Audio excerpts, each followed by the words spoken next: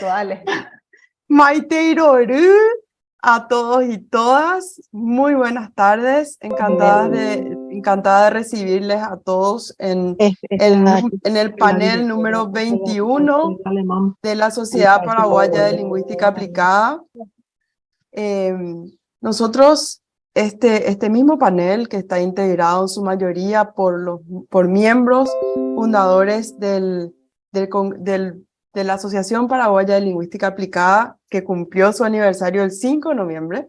Este es un panel integrado por panelistas muy especiales, que además tuvimos la gran oportunidad de dar este mismo panel en el Congreso Brasilero de Lingüística Aplicada, el número 13, con el título Segundas Lenguas y Lenguas Extranjeras en la Educación Superior en tiempos de pandemia.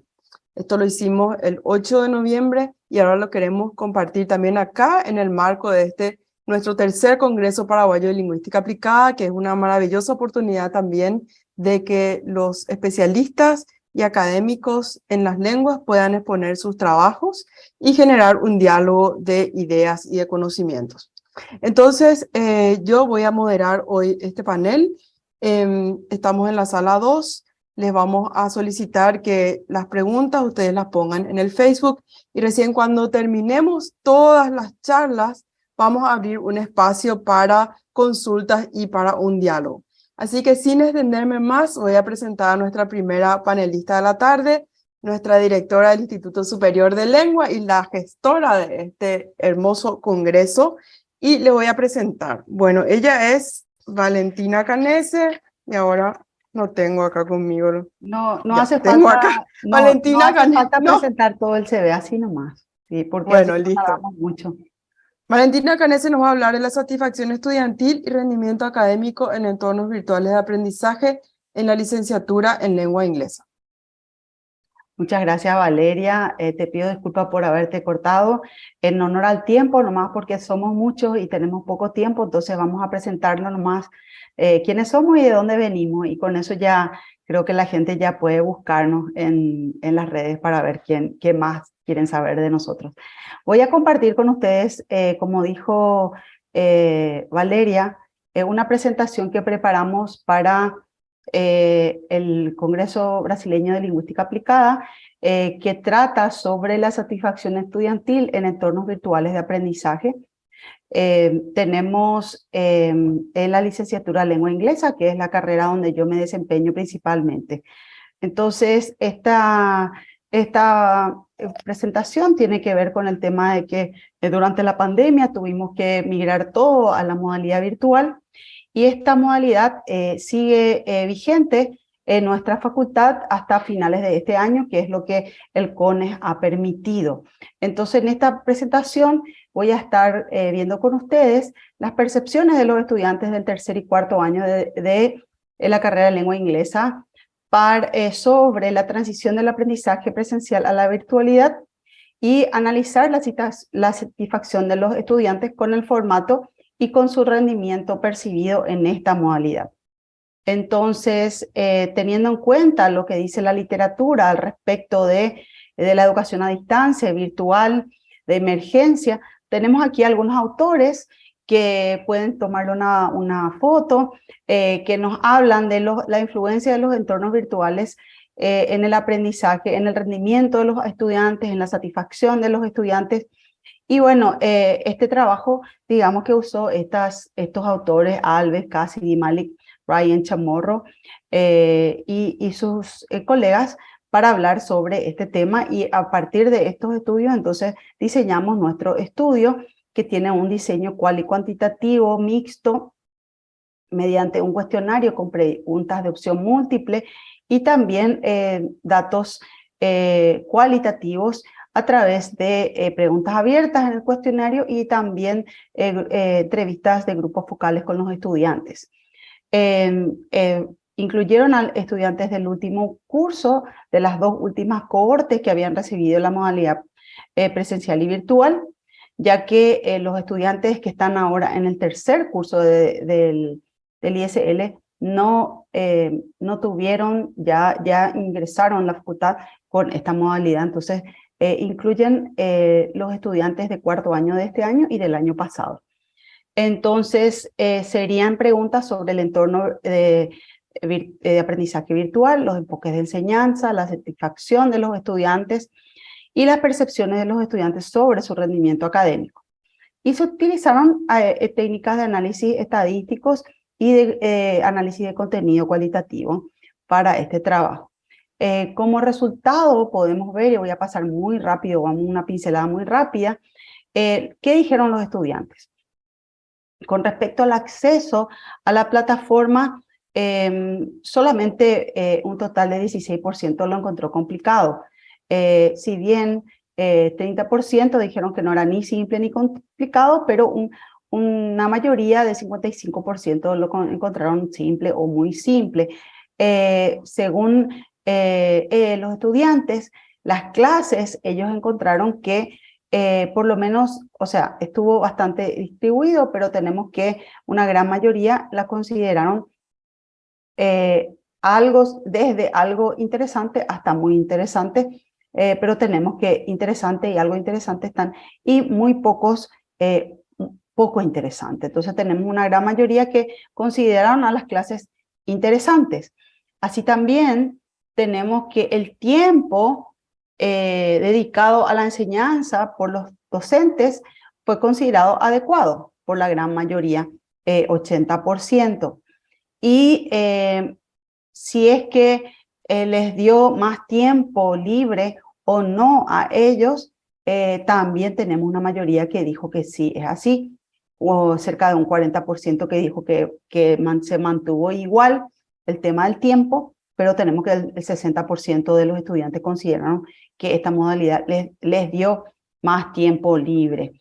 También con relación a los recursos proveídos por los entornos virtuales, también ellos manifestaron que les pareció que tuvieron más recursos a través de esta, y solamente un 20% dijeron que tuvieron la misma cantidad y una cantidad mínima menos recursos. Después el tema de la interacción, si aquí se invierte un poco la ecuación, tenemos una gran mayoría, cerca del 80% global, que dijeron que las clases a distancia en la modalidad que se dio tuvieron menos interacción que en la modalidad presencial. Entonces, esa es una de las cuestiones que tenemos también que tener en cuenta.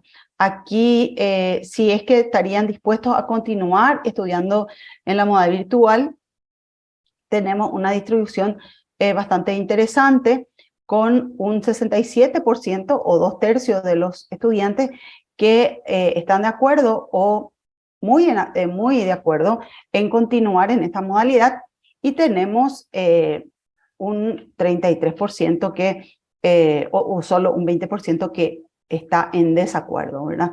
Entonces, ahí tenemos, independientemente de lo que luego van a tener que hacer, teniendo en cuenta la cuestión del CONES. Después tenemos de las modalidades in person, que sería presencial, virtual o híbrida. Tenemos ahí que la preferencia es principalmente por una modalidad híbrida o, en su defecto, una modalidad presencial, quiero decir virtual, y aquí hay una cierta diferencia entre lo que pusieron invertida, entre lo que pusieron los varones y las mujeres. Los varones prefieren la modalidad presencial más que las mujeres, y bueno, esos son datos interesantes que tenemos que considerar. La modalidad híbrida, vale destacar, todavía no está contemplada por las reglamentaciones del CONES. Entonces aquí tenemos, según los enfoques pedagógicos, tenemos aquí en la escala de Likert desde muy de acuerdo hasta muy en desacuerdo, con el 5 estando muy de acuerdo. Entonces consideran que los recursos didácticos utilizados por los instructores son muy pertinentes o nada pertinentes. Tenemos casi un 4 de 5. O sea que les parece que los recursos son buenos. Aquí tenemos otra, a ver, tenemos una, si vemos cuáles son los puntajes más altos, tenemos que los materiales, tenemos aquí nuevamente los textos, artículos, son relevantes. Después tenemos aquí las estrategias de aprendizaje y con nota más baja tenemos la retroalimentación. Entonces, una de las cuestiones que mencionaron los estudiantes es la necesidad de contar con una retroalimentación mayor y más significativa. Y aquí tenemos correlaciones que se hicieron entre estas preguntas y podemos ver que la gran mayoría de las preguntas están fuertemente relacionadas, ya que la única cosa que ahí que cambia es el tema de la retroalimentación. Entonces, aquellos que pusieron que sí a una, probablemente pusieron también que sí a las otras. Entonces tenemos... Valentina, quedan 2 minutos. Sí, justamente voy a saltar esta parte de las relaciones porque ya tenemos una idea de los descriptivos, tenemos también la satisfacción y podemos ver que la gran mayoría están satisfechos con su carrera elegida, 4,92 de 5. Tenemos que, por ejemplo, el nivel de satisfacción en relación al desempeño académico en la modalidad virtual, tenemos 4,8, casi 5, o sea, se encuentra bastante satisfecho. Lo que menos satisfecho se encuentra, pero igual está por encima del 4, es la calidad de la atención, disponibilidad y accesibilidad de los docentes. Entonces tenemos aquí nuevamente un análisis de correlación entre estas variables y entre lo que es el enfoque y la satisfacción. Resumiendo las percepciones sobre el rendimiento académico en la modalidad virtual, tenemos que un número bastante importante dijeron que era muy bueno, 16% excelente, aceptable, bueno, y solamente el 2% inadecuado, que es igual a lo que eligieron. Si se fijan, la columna de la izquierda y del medio, los números son muy parecidos, excepto en el bueno y aceptable varía un poco. Y luego el nivel de aprendizaje en comparación a la modalidad presencial les pareció muy bueno en su gran mayoría o bueno. Casi nadie dijo inadecuado, o sea, nadie dijo inadecuado y solo 12% consideraron esto aceptable. Factores asociados con la satisfacción y desempeño, tenemos que la gran mayoría dice que los factores asociados, o sea, todos los factores juntos, es lo que más hace a la satisfacción, más que uno solo en particular, que incluso, o sea, el número mayor es para los factores personales. Y acá tenemos algunas perspectivas de los estudiantes que voy a leer una o dos nada más.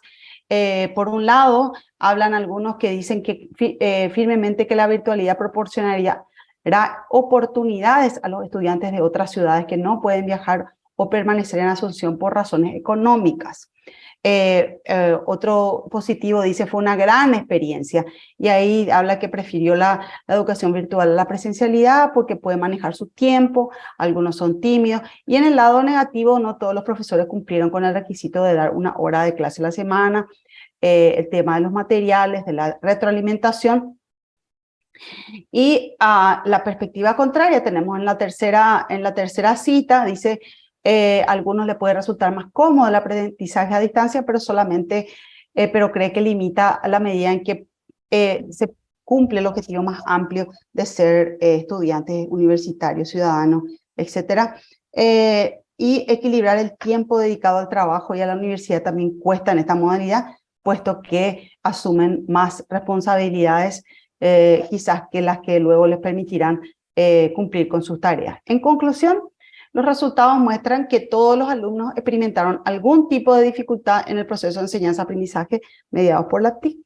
Entre las dificultades más destacadas estaban la falta de comprensión de las tareas, la falta de tiempo suficiente para completar las tareas y los problemas de conexión a Internet.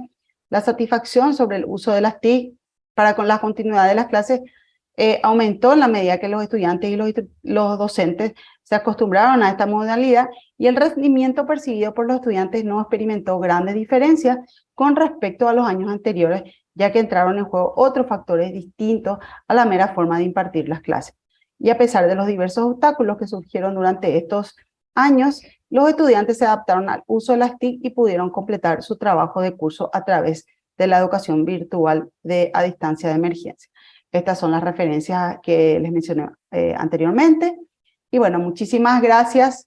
Ya estamos en el Congreso de Lingüística Aplicada.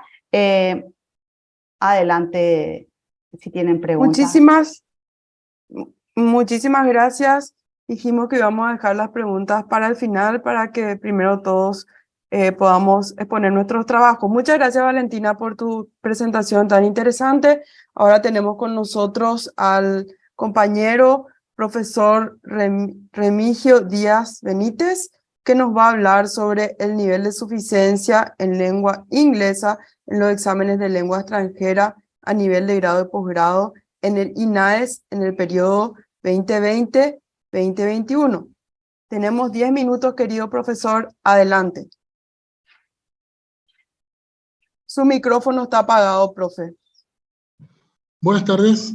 Sí, tal como señalaba la profesora, soy Remigio Díaz, acá desde el Instituto Nacional de Educación Superior INAES, antes conocido como ICE. Voy a compartir pantalla en este momento. Sí. Si me señalan, por favor, si pueden observar la pantalla. Sí, está empezando a subir. Ya está, se ve.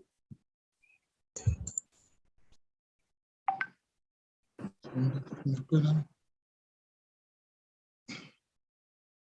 Bueno, les decía que este estudio fue realizado en el INAES, anteriormente conocido como el Instituto Superior de Educación ICE, y el área de conocimiento en el cual nosotros nos centramos es el área de educación.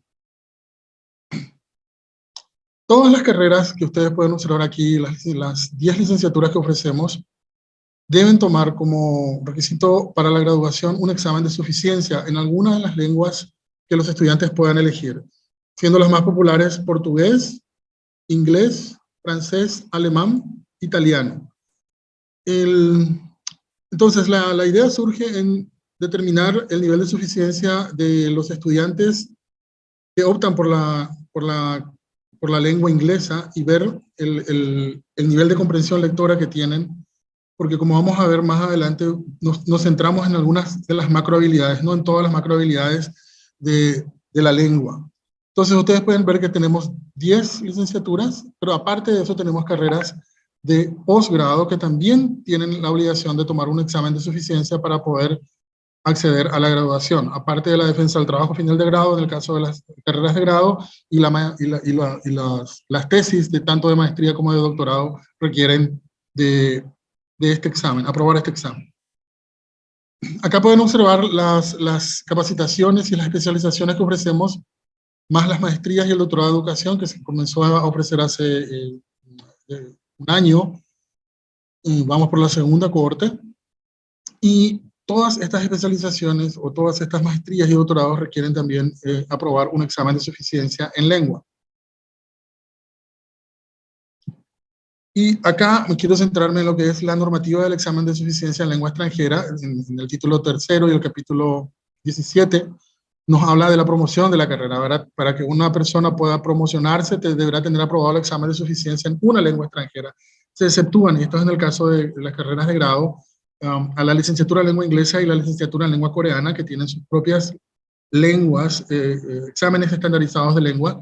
El TOPIK y lo que requerimos en el caso de la licenciatura en educación de la lengua inglesa es un nivel C1 para poder graduarse. En tanto las maestrías y los doctorados también requieren de aprobar un examen de suficiencia en lengua en una de estas lenguas que acabo de mencionar, que son las más populares en cuanto a la elección de los estudiantes a la hora de cumplir con este requisito. Entonces, ¿cuál es el marco rector para la elaboración de los exámenes? Es el Marco Común Europeo de Referencias para las Lenguas, que clasifica las competencias o las destrezas de los estudiantes según ciertos niveles, siendo el A1, A2, el básico, el B1, B2, el intermedio y el intermedio superior, el C1 y el C2, el avanzado. Es decir, nosotros no consideramos todas las macrohabilidades, solamente nos centramos en una de ellas, porque hasta hace no mucho tiempo los exámenes preferidos por los estudiantes eran los exámenes en lengua portuguesa, que optaban los estudiantes por considerarlos más fáciles que de otras lenguas. Entonces, ¿qué hicimos nosotros desde el Departamento de Educación en Lenguas? Consultamos con los expertos, con los especialistas de las lenguas y tratamos de sacar una normativa que por lo menos cumpla con algunos, que cumpla en realidad con algunos de los criterios establecidos por el Marco Común Europeo de Referencia para las Lenguas. Entonces, producto de todo ese análisis, estas son las pautas de evaluación. En realidad no nos vamos a detener a analizar cada una de ellas, pero sí exige un nivel de dificultad grado A2 o B1, de acuerdo con el Marco Común Europeo de Referencias, y se centra específicamente en dos macrohabilidades. Se centra en la producción escrita a ese nivel y también en la lectura comprensiva y el uso de la gramática en esos niveles. Entonces, a partir de aquí, lo que quisimos fue dotar a la institución de una reglamentación en cuanto a la aplicación, en cuanto a la aplicación de estos sistemas de medición de competencia de los estudiantes. El Departamento de Educación en Lenguas, en donde nosotros nos encontramos ahora, es el responsable de elaborar y corregir los exámenes. Se realizan 3 convocatorias anuales. En las carreras de grado estos exámenes son presenciales, en las carreras de posgrado son virtuales, y la divulgación de estas convocatorias se realizan por los diferentes medios que posee el INAES, tanto la plataforma oficial o diferentes medios, tanto como correos electrónicos, grupos de WhatsApp, etc. Bueno, este es un modelo de lo que sería un examen. Básicamente incluye una lectura, luego ejercicios de selección múltiple, también pudiera incluir ejercicios de falso verdadero, y también de ejercicios de completar textos con un vocabulario específico que puede dar selección múltiple o puede estar totalmente ausente, y tiene que el estudiante completar según el contexto. Bueno, acá tenemos ya básicamente el resultado de estos 2 años, el 2020 y el 2021, que fueron totalmente, en su mayoría las convocatorias fueron virtuales debido a la pandemia, y podemos ver ahí que la primera convocatoria se realizó en febrero, el 26 de febrero del 2020, la segunda el 1 de julio del 2020, y la última el 21 de octubre del 2020. Entonces, tenemos acá también la convocatoria tanto de grado como de posgrado del año 2021, febrero, mayo y agosto. En total, 153 personas pudieron tomar estos exámenes que son requisitos para la graduación. Bueno, y acá tenemos el resultado de las calificaciones, ¿verdad? Entonces, tenemos un total de 127 personas que aprobaron estos exámenes. Es importante recalcar que, si bien es cierto, el examen tiene una escala basada en el 70%, del 1 al 5, en realidad la nota que queda asentada en el certificado de estudio simplemente es aprobado, ¿verdad? En el caso que haya aprobado, o cuando se le comunica al estudiante que reprobó. Son áreas que también nosotros consideramos ampliar en el sentido de incluir mayores macrohabilidades, pero al mismo tiempo también aplicar ya otros sistemas de medición que no sean simplemente decir si aprobó o no aprobó la persona. Es decir, queremos incluir también la expresión oral y también la comprensión auditiva en próximas convocatorias, quizás ya para el próximo año. ¿Cuáles fueron las áreas de mayor dificultad? La lectura comprensiva, el vocabulario, la estructura sintáctica, el uso pragmático de la lengua y la identificación de información específica. Es decir, notamos que la manera en la que los estudiantes realizan o contestan ciertas preguntas que tienen que ver con el contexto son las áreas de mayor dificultad. Es decir, ver que una palabra se emplee en un determinado contexto y que ese contexto es el texto que nosotros hemos seleccionado, no lo que yo pueda conocer de esa palabra en términos semánticos o pragmáticos, sino centrarme en el texto y buscar y analizar información específica es una de las áreas de mayor dificultad que pudimos determinar. Profe, te falta 1 minuto y medio. Gracias. Entonces, nuevamente la lectura comprensiva es un área a trabajar, y también podemos a partir de acá ver otras maneras de investigar este fenómeno. Quizás el nivel de suficiencia de la L1 de los participantes, y ver cómo ese nivel pudiera tener o no influencia en el aprendizaje de una L2. Bueno, básicamente estas han sido las áreas que hemos considerado. Les agradezco mucho por la atención y estamos abiertos a las preguntas. Muchísimas gracias, profesor, por su ponencia tan interesante. Le vamos a pedir ahora que usted deje exactamente. Cuando terminemos, se mantuvo récord en el tiempo, 9 minutos más utilizó el profesor. Ahora me toca a mí en el programa. No hace falta a mí, Mirta, yo nomás ya me voy a presentar. Soy Valeria Vázquez y espero que se vea mi presentación. ¿Está bien? Sí, se ve perfectamente. Bueno, yo les voy a hablar sobre el potencial del cómic para enseñar y aprender alemán como lengua extranjera. Este es un proyecto que desarrollamos gracias a la invitación de la Universidad de Dresden entre los años 21 y 22. El propósito era que nosotros probemos un material que estaba siendo diseñado para un programa del DAAD que tiene como objetivo apoyar la formación de docentes de alemán en universidades de todo el mundo. Bueno, los objetivos del proyecto fueron, el general fue que los estudiantes, nuestros estudiantes de lengua alemana en formación, pudiesen reconocer el potencial que ofrece la estética específica del cómic y el trabajo literario con el lenguaje para la enseñanza y el aprendizaje del alemán como lengua extranjera. El objetivo específico fue reconocer las especificidades de la narración gráfica a partir de un trabajo literario con el lenguaje, tomando como objeto de análisis una novela gráfica. Les voy a presentar primero el concepto didáctico, las propuestas que trabajamos, lo que dijeron los estudiantes al respecto y la conclusión. Bueno, ¿por qué trabajar con cómics y novelas gráficas? Los expertos en esta materia, por ejemplo, Dobsat y Rittner, señalan que para sacar el jugo al potencial que ofrecen estos medios estéticos, es necesario reflexionar activamente acerca de las características propias de cada medio. Eso sería como una pregunta acerca de la medialidad específica del cómic. Cuando nos hacemos esta pregunta, tenemos como respuesta que la medialidad específica del cómic es multimodal. Quiere decir que combina palabra e imagen, literatura y arte visual.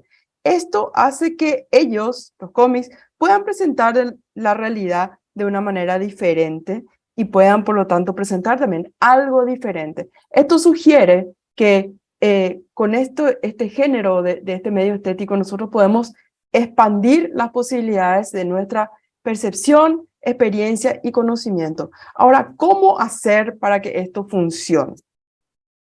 Nosotros decidimos hacer que esto funcione con una aproximación literaria al cómic y a la novela gráfica. Las propuestas con las cuales trabajamos ofrecen a docentes de alemán en formación herramientas orientadas a la comprensión, interpretación, reflexión y creación lingüístico-literaria. El enfoque, por lo tanto, y por eso es literario. En este sentido, las opciones didácticas se orientan a reflexionar sobre la estética del cómic, es decir, sobre el juego que se da entre los elementos visuales y textuales del género y sobre el potencial que esto tiene para aprender y enseñar alemán como lengua extranjera. Trabajamos todas estas propuestas. Yo me voy a detener a la cuarta propuesta, la que les voy a presentar por el tiempo, análisis e interpretación de una novela gráfica. Bueno, como ven acá en este diseño de la tapa de esta novela gráfica, se trata de una novela autobiográfica transgeneracional. Y presten atención, es como un tejido, y este tejido tiene tiene huecos. La autora, que al mismo tiempo es protagonista, dice, se refiere a esto diciendo, son los huecos de la memoria. Y esos huecos de la memoria yo lleno con mi imaginación, con la ficción y con la fantasía. Es decir, que se trata de una subjetividad que está explícitamente tematizada en la novela. Ese fue el material con el cual trabajamos. Se inicia en al fin de la Primera Guerra Mundial, cuando el Kaiser de Alemania, el emperador, tiene que abdicar. Bueno, el grupo de experimentación han sido estudiantes del segundo curso de la licenciatura en lengua alemana que estaban cursando la asignatura Literatura 1 del segundo año. Fue realizada, como ya les dije, en los años 2021-2022. En el 2021 hicimos un periodo de 2 meses y medio más o menos, y en el 2022 de 1 mes. El trabajo con la novela gráfica tuvo básicamente 2 fases. La primera de interpretación y la segunda de creación. Bueno, la fase de interpretación estuvo enfocada hacia una lectura guiada con preguntas orientadas a llamar la atención sobre la relación entre la forma y el contenido. Les había dicho, es una aproximación literaria y en este sentido lo es, como lo dice Gramsci, es lo que está detrás, es el trasfondo de una visión literaria del lenguaje que dice que el significado solo puede transmitirse a través de la forma y que esto es algo que la literatura nos enseña y nos ha enseñado siempre. Entonces, las preguntas con las cuales trabajamos estaban siempre enfocadas a 3 ejes fundamentales. ¿Qué es lo que se muestra? ¿Cómo es mostrado? ¿Qué efectos tiene eso mostrado tanto en la percepción como en el desarrollo mismo de la historia? Entonces, la interpretación abarcó el análisis de relación entre texto e imagen, las metáforas visuales, el discurso de los caracteres, la perspectiva, elementos ficcionales y auténticos, instancia narrativa, trabajo con la tipografía y constelación de los personajes de la historia. Acá hay un ejemplo de constelación, de trabajo con la constelación de los personajes. Perdón. Bueno, las respuestas de los estudiantes permitieron constatar con todos estos ejercicios que hicimos en esta fase que este tipo de trabajo literario con el lenguaje permite una interpretación más amplia y, si se quiere, más profunda del sentido de la historia narrado con textos e imágenes. En esta etapa, los estudiantes dijeron haber podido llegar a interpretaciones muy buenas y haber tenido también conciencia, esto es muy importante cuando trabajamos la medialidad de los medios, conciencia de los recursos en juego en la novela gráfica. La segunda etapa fue una etapa de creación. Esta es una etapa muy importante en un trabajo literario. ¿Por qué? Porque pasamos de la fase más, digamos, reproductiva, que es la interpretación, a pesar de que en la comprensión uno pone mucho de sí, a una fase en la cual nosotros podemos jugar con el texto activamente, transformándolo, creando otra cosa. En este caso, les pedimos que se pusieran en el papel de uno de los personajes y hagan como si fuese que escribían la entrada de un diario de estos personajes o una carta. Lo interesante, o en términos más teóricos, podemos decir que ellos lo que hicieron fue una traducción entre un género a otro. Del cómic pasaron al género escrito.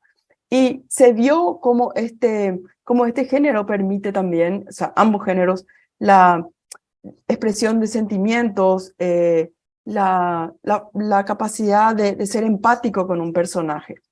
Entonces, lo que hicimos acá fue como ya les dije, una traducción que es como una intermedialidad de un medio pasar al otro, del cómic al texto ficcional literario. Ahora, la última parte es la reflexión que hicieron nuestros estudiantes, que fue en 2 planos, tanto como aprendices de la lengua, porque todos siguen siendo aprendices al ser estudiantes, y como futuros docentes. Además, le pedimos que evalúen el material. Lo que nos dicen como respuesta se sitúa en la línea de lo que nosotros esperábamos en cierta medida.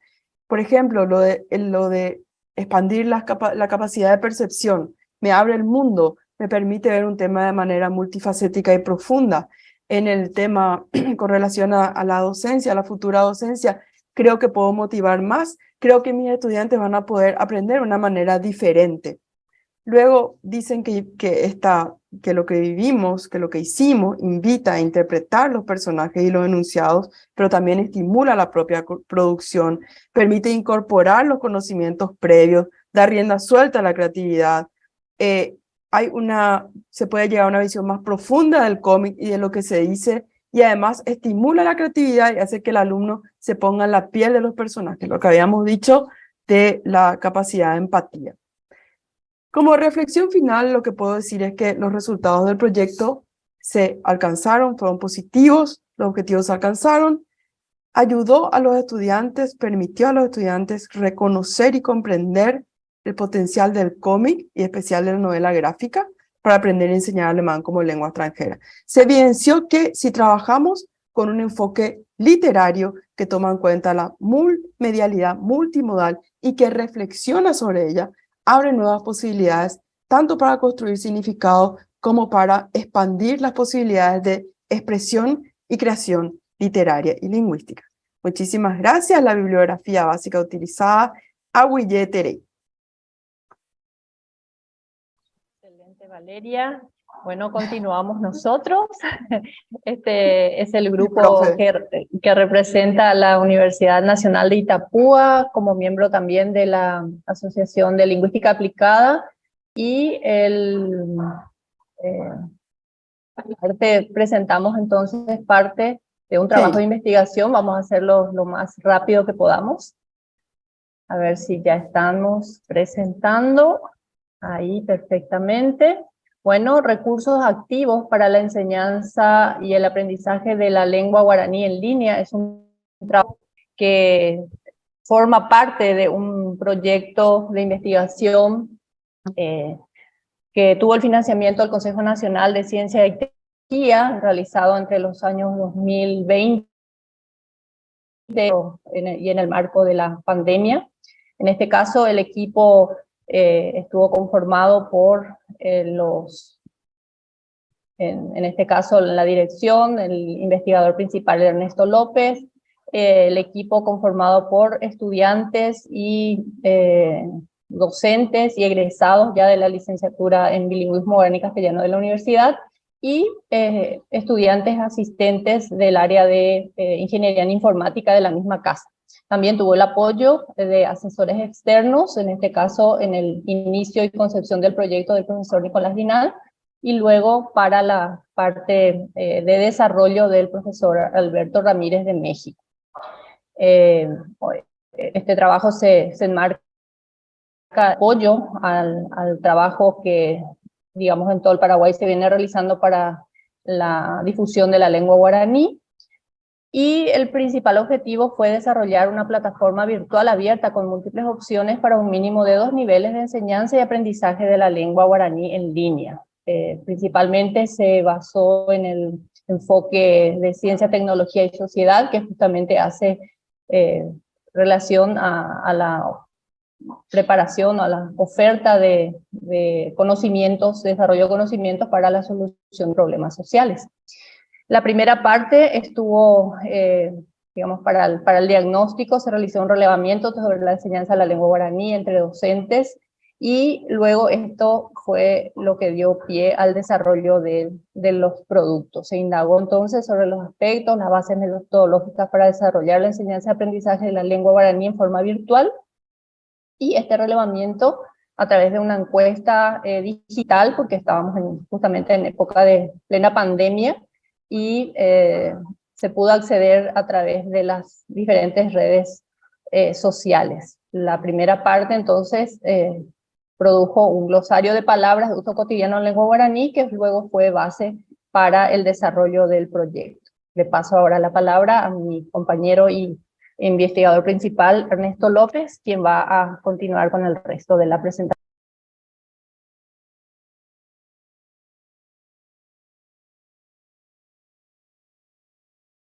Ernesto, no sé si estás. Continuamos entonces, hablando del desarrollo de los capítulos y secciones. Esta fue, reiteramos, una plataforma, mejor dicho, porque está a disposición de los usuarios.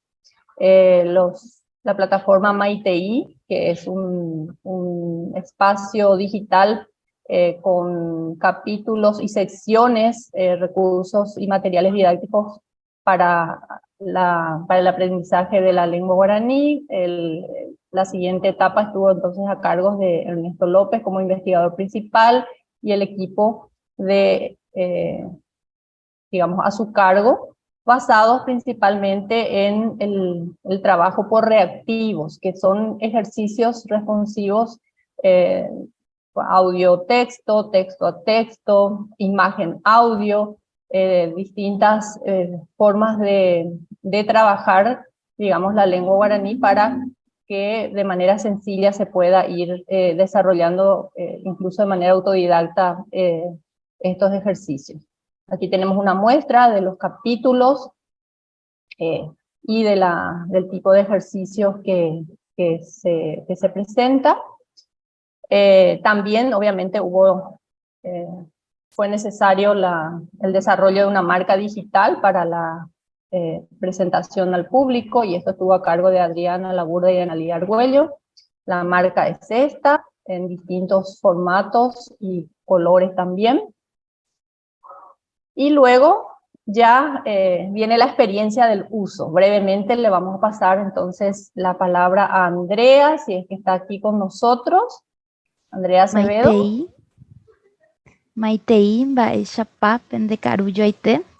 Bueno, en cuanto a las experiencias, teniendo en cuenta que estábamos desarrollando la plataforma en época de pandemia, estábamos con las enseñanzas virtuales también, empezando de ese modo, esa nueva forma de enseñar. Entonces, dio ocasión para que podamos aplicar nuestra plataforma Maitei en una clase, digamos, en una y varias clases también en línea, lo que fue la plataforma Maitei y su uso. En cuanto a las experiencias, empezando por la aplicación para estudiantes de educación escolar básica, fueron experiencias positivas. ¿En qué sentido? Ya que permitió a ellos tener un aprendizaje significativo, digamos, más innovadora, a través de los diferentes reactivos que ahí podemos observar, por ejemplo, que es texto, imagen, y varios reactivos que ellos podían ir escuchando, repitiendo, y a través de imágenes, audios, textos y más. Siguiente, profe. Bueno, siguiendo otra de las experiencias de uso, esto ya actualmente estamos aplicando la plataforma con estudiantes del curso Guaraní AUGM, son extranjeros. En este caso, pudimos ver el nivel de nuestra plataforma y cómo llegaba a ellos no siendo de lengua materna, algunos ni siquiera castellano, por ejemplo, portugués. Entonces íbamos aplicando la plataforma, ellos pudieron practicar los sonidos, las pronunciaciones a través de los reactivos. Ahí, por ejemplo, se cita una de las experiencias, dice, es divertida, ya que son ejercicios cortos donde pueden llegar a aprender un guaraní básico a través de esos reactivos.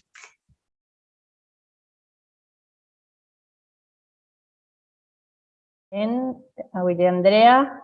Y bien, para ir cerrando, entonces les contamos también que el espacio cuenta con un glosario trilingüe, guaraní, español, inglés, disponible para las personas que bueno, quieren acceder desde otras lenguas.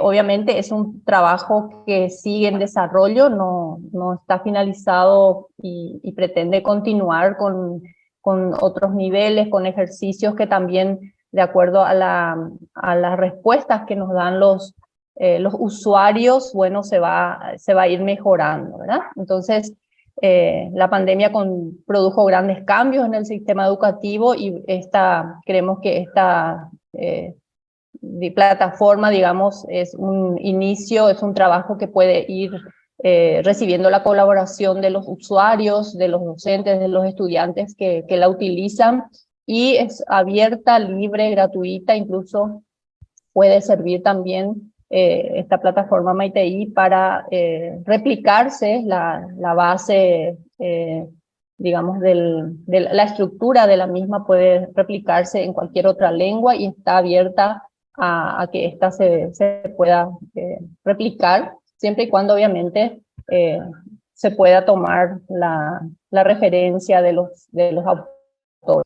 Y bueno, más o menos esto es lo que queríamos compartir con ustedes. Un sueño que se hizo realidad es también el laboratorio de lenguas y bueno, la difusión que pudimos hacer de esto, de este trabajo en los distintos medios y especialmente en este, que es el Congreso Paraguayo de Lingüística Aplicada, que nos da la oportunidad de llegar también a otro tipo de público. Ahuillevete, profesora Mirta, excelente presentación. Muchísimas gracias. Queremos llamar ahora al profesor Carlos Ferreira Jiménez. Quiñones. Quiñones, perdón. No, Perdón, profe. Carlos Ferreira. Muy pora. Profe Mirta, si puedes quitarla, compartir pantalla para que el profe pueda ponernos su presentación. Él nos va a hablar sobre un tema muy importante para todos, investigación sobre las segundas lenguas o lenguas extranjeras en la educación superior. Ahí está, ahí nos sacó. Nei aguilletende guara Valeria Vázquez au pavabepe guara vei ko tembia o yapo hina ko Amanda ye bojapuja ha hina pe apla Asociación Paraguaya de Lingüística Aplicada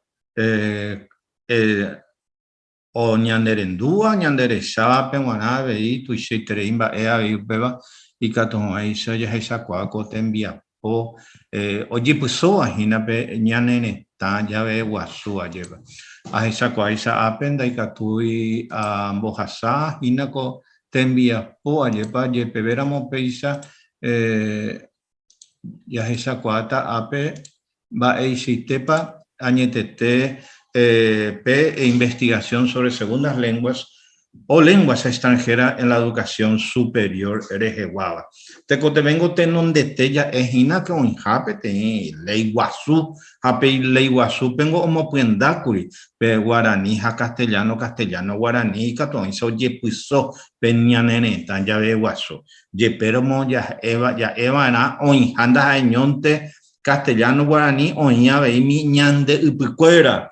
Mi aba orecoa ella tupe iñe enguera da iba dialecto ahí acuera oreco iñe este haumia oikeamo aveira ñe éramos un mi oinjape oikojape acuera hañan de lengua supe y guaraní castellano añonte a haumindore coiba pe guaranita castellano y oikoamanta oiporu oiporabo era castellano te guaraní y catujamuaisa oñembo catu purutera oipuru o cacuajamuave y pe iñe m ayepa te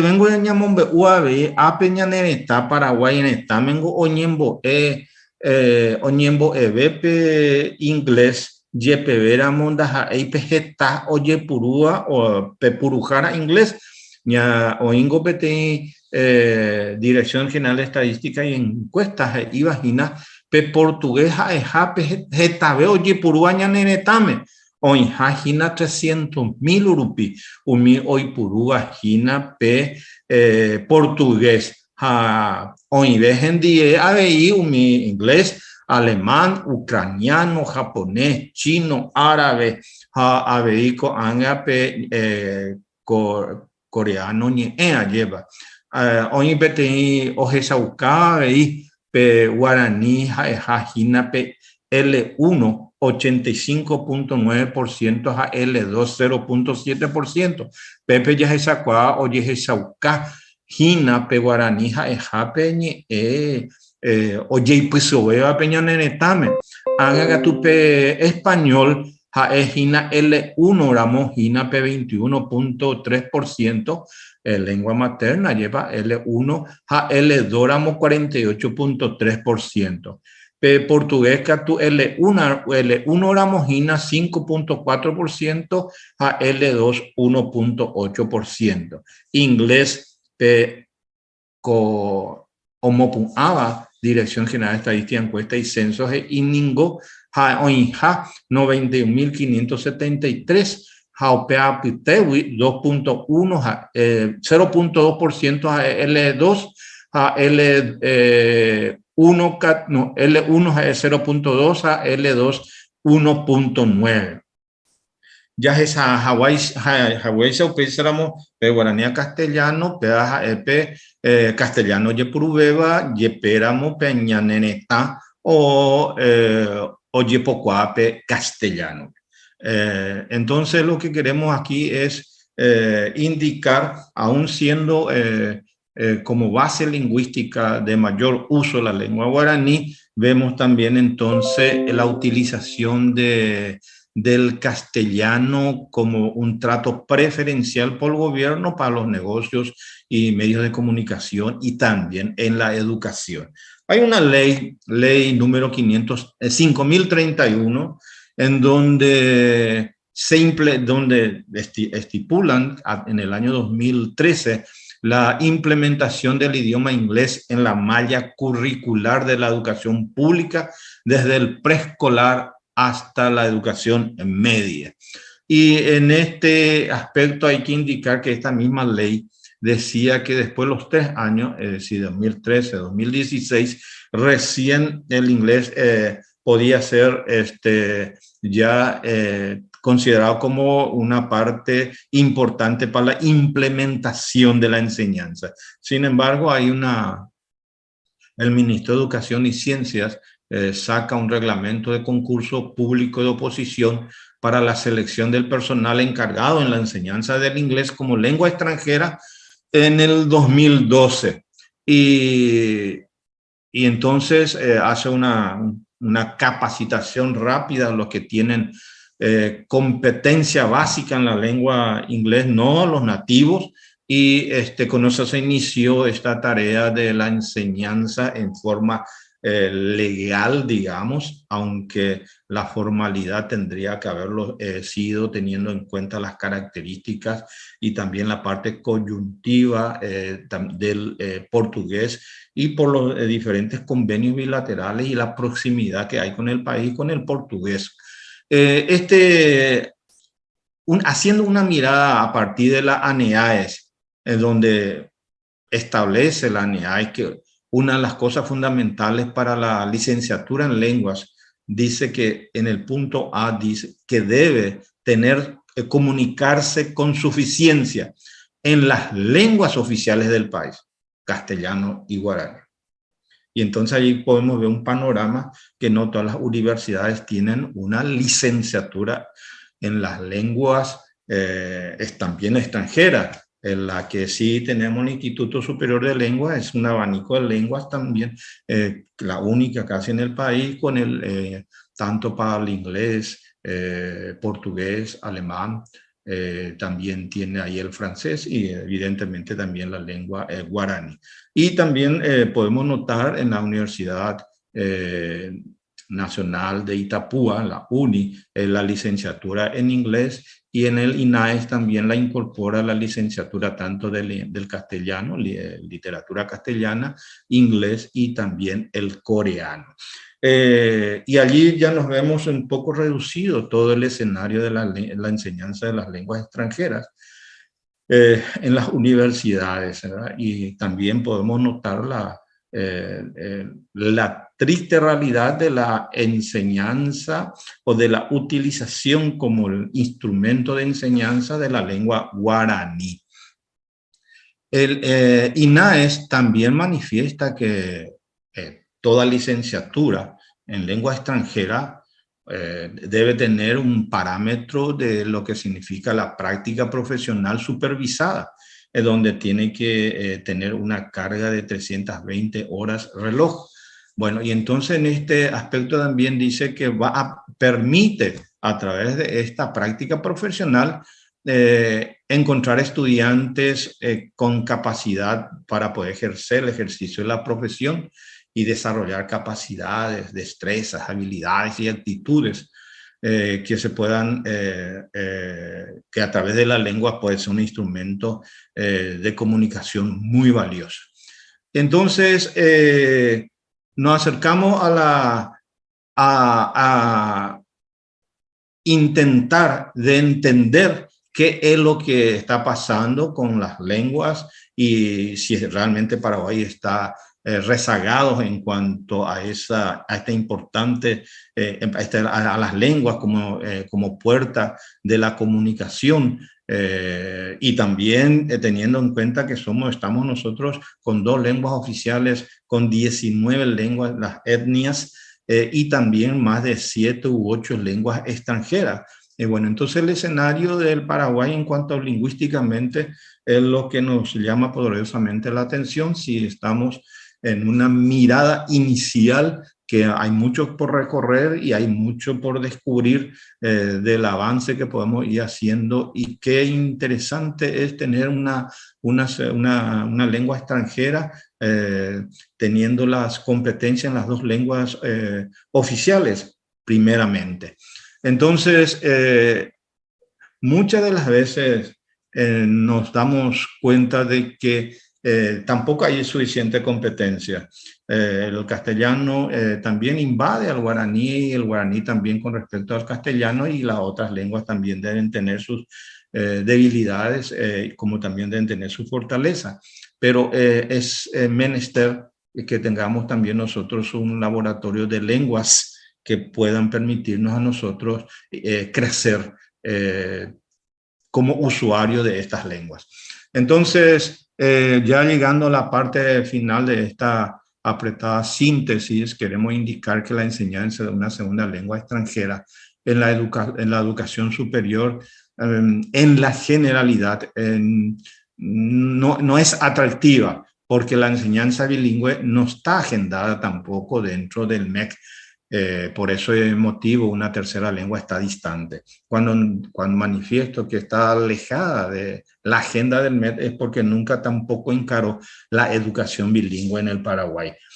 Pareciera ser que la discusión está en qué tipo de guaraní, y no tanto en la discusión de qué tipo del castellano o del español, sino más bien de qué tipo de guaraní es lo que tiene que enseñarse.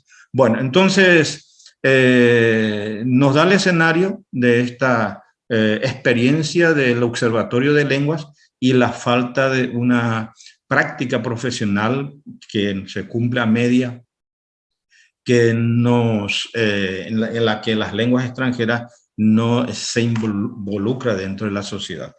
Abulleo para ver pejato, entonces por ambaña de envía hasta a veña muesa en Hawaya y sacua Hawaya y cotejañe en Huérare, ya es Hawaya veñan de miandu.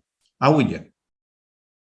Abulle Tereí, profesor Carlos Ferreira Quiñones, y muy interesante su ponencia. Vamos a al final tener oportunidad de conversar sobre aspectos que tengamos al respecto. Ahora está la profesora Gloria Medina y aprendió su cámara. Ella viene ahora, nos va a dar una ponencia acerca de los roles del docente universitario en tiempos de pandemia, el caso de la licenciatura en lengua francesa. Muchas gracias, profesora. Tiene la palabra. Gracias, profesora Valeria. Bueno, me avisan si se está viendo bien esto.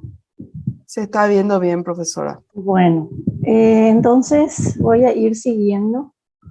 A ver si puedo agrandar.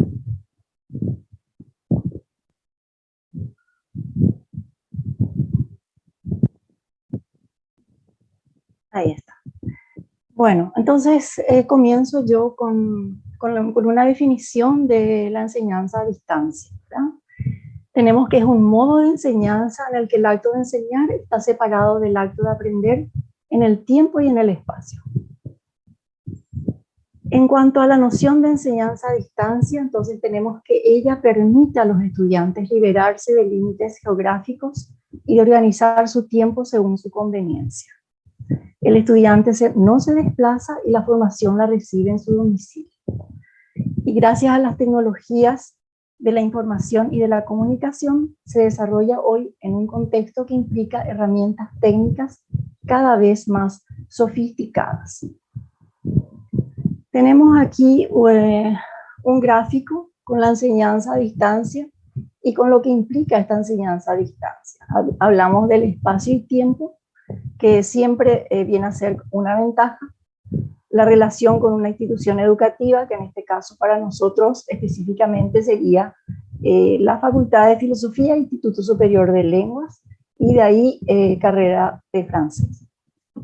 Especificidad del público concernido, entonces hacemos referencia a los estudiantes que forman parte de la carrera de lengua francesa. Se recurre a la mediación y a la mediatización de los contenidos de la formación, porque existe una utilización de una plataforma que es Moodle. El caso de la licenciatura en lengua francesa del Instituto Superior de Lenguas de la Universidad Nacional de Asunción muestra las posibilidades para compartir utilizando el francés como lengua de enseñanza de las diversas disciplinas que forman parte del currículum de la carrera. Entonces, como ya les había mencionado, está la utilización de la plataforma Moodle para los cursos asincrónicos y la utilización de Google Meet para las videoconferencias, que serían los cursos sincrónicos. Entonces, esto está establecido desde el Reglamento de Educación Mediada por Tecnología de la Facultad de Filosofía 1 del año 2020. Entonces, todos utilizamos la misma plataforma. Todos los que conformamos formamos parte de las diferentes carreras de la Facultad de Filosofía, entonces utilizamos esta plataforma. Con respecto a este estudio, entonces la pregunta principal es ¿cuáles son los roles de los docentes de lengua francesa en un contexto de enseñanza mediada por la tecnología? Se trata de una investigación descriptiva con enfoque cual y cuantitativo. En cuanto a la metodología, hay una aplicación de un cuestionario, el cuestionario de Google, con preguntas de selección múltiple y preguntas abiertas. En cuanto al universo, entonces son todos los docentes que forman parte de la licenciatura de lengua francesa, que completaron este cuestionario. Entonces tenemos aquí la siguiente pregunta. ¿Ha enseñado a distancia antes de la pandemia? Un 80% dice que no ha enseñado a distancia antes, y un 20% que sí ya lo hizo.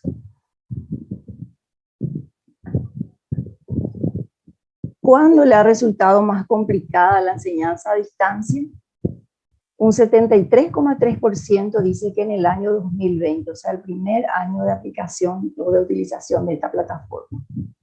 Un 20% dice que en el año 2022 y el resto en el año 2021. Entonces, evidentemente, esto se puede explicar con el tema de que ese gran porcentaje es porque todos nos estábamos iniciando, o por lo menos la mayoría, en la utilización de esta plataforma. Y luego este cambio un poco de por qué en el año 2022 tenemos un 20%, tal vez se pueda explicar con el hecho de que ya los profesores, y muchos de ellos, y vamos a ver posteriormente en otra de las preguntas, manifestaban de que sí ya les está gustando o ya están queriendo volver a la modalidad presencial. El cambio de la modalidad presencial a la modalidad a distancia le ha resultado. Un 46,7% dice fácil, un 40% dice difícil y un 13,3% dice muy fácil. ¿Ha cambiado el rol del docente universitario en la enseñanza mediada por tecnología? Hay un 86,7% que dice que sí ha cambiado ese rol del docente y un 13,3% que manifiesta que no ha cambiado ese rol. Entonces, haciendo un recuento un poco de las respuestas que fueron dando los docentes, yo les voy a señalar simplemente unas cuantas respuestas que de alguna manera son representativas de la mayoría. Mayor dedicación y mayor planificación. Eso es lo que manifiesta que se da en este nuevo rol.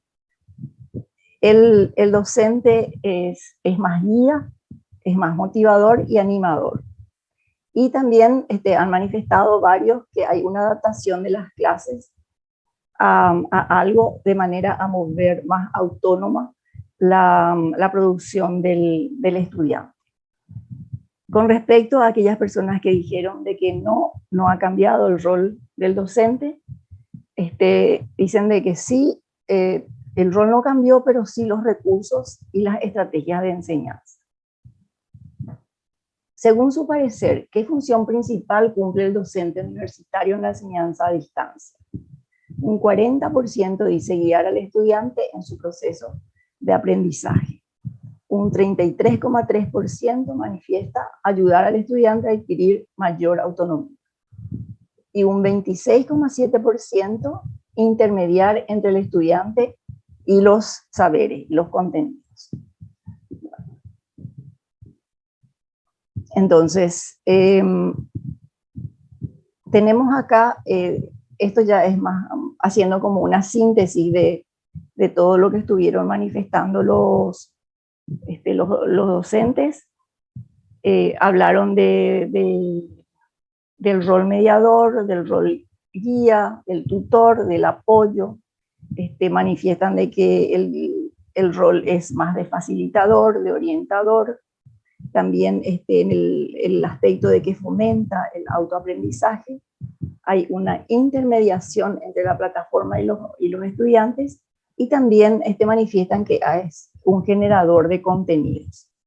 Entonces, aquí tenemos las diferentes funciones que de hecho están relacionadas con los roles.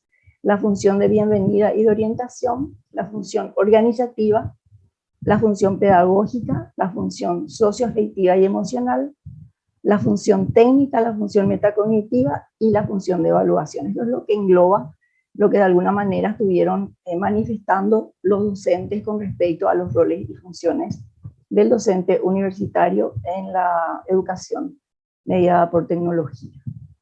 Como docente universitario, ¿qué modalidad prefiere para sus clases? Entonces, un 66,7% manifiesta que prefiere la modalidad presencial y un 33,3% que prefiere la modalidad a distancia. Con respecto a estas modalidades, manifiestan los docentes que existen ventajas en esta enseñanza mediada por tecnología, y entre esas ventajas mencionan que se puede acceder a más personas y también que le obliga al alumno a ir desarrollando mayor autonomía en su aprendizaje. También que hay una posibilidad de flexibilizar los horarios y que permitió no interrumpir las clases, no interrumpir las carreras en sí, y específicamente la carrera de francés. También mencionan que hay inconvenientes en esta modalidad a distancia. ¿Por qué? Porque dicen que la evaluación se vuelve más difícil, es mucho más difícil la supervisión, manifiestan. Falta mayor control del aprendizaje, no hay feedback inmediato, y también varios de los docentes mencionaron el hecho de la precariedad del servicio de Internet, ¿verdad? Que se puede dar esta precariedad tanto entre los docentes como también entre los estudiantes.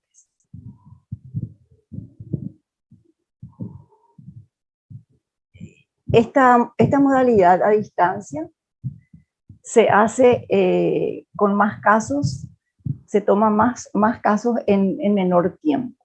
Esa es una también de las ventajas que tiene esta modalidad a distancia. Hay abundancia de material para desarrollar los temas. Facilita la organización en tiempo y espacio y permite llegar a más alumnos. Y también el aspecto relacionado con la autonomía, ¿verdad? Que se fomenta mucho la autonomía con esta modalidad a distancia. Sin embargo... Profe, perdón, si puede ir cerrando, ya nos acercamos ya al tiempo. Falta un minutito. Estoy cerrando con esto, Valeria. Bueno, entonces con respecto a la modalidad presencial, dicen que la formación es más sólida. En lengua se hace mucho más necesaria esta modalidad presencial y es importante también el contacto humano. Conclusiones: el entorno digital revoluciona las prácticas pedagógicas, así la utilización de una plataforma modifica los roles y las funciones de los docentes universitarios de lengua francesa que se encuentran implicados en dicho dispositivo. Entonces, este rol del docente en una formación a distancia, con la característica del tutor, que tendrá que ser alguien cercano a los estudiantes, pero no tanto de manera que los mismos conserven su propia autonomía y al mismo tiempo se sientan dirigidos y respaldados. Entonces, aquí tienen las referencias y muchas gracias. Gracias a vos, profesora. Muchísimas gracias. Bueno, ahora sería nuestra última ponencia a cargo del profesor Luis Machado, pero él tenía otro evento por razón por la cual iba a llegar un poco más tarde. Así que lo que podemos hacer ahora mientras aguardamos la llegada del profesor es formular preguntas, comentarios sobre las ponencias de los colegas. En Facebook veo más que nada saludos, ¿no es cierto, profe Mirta? Por lo menos Sí, yo estoy viendo solamente good afternoon. Hasta ahí veo. hay muchos saludos de los distintos lugares del país que nos están siguiendo. Muchos saludos especialmente para el profesor Carlos Ferreira. Profesor Carlos Ferrer. Muy bien. Perfecto. Abuye, upeixe aramopa, vai penguaná. Sí.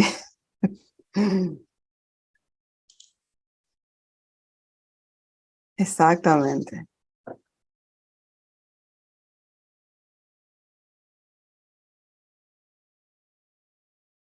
Estamos atentos entonces a algún tipo de comentario.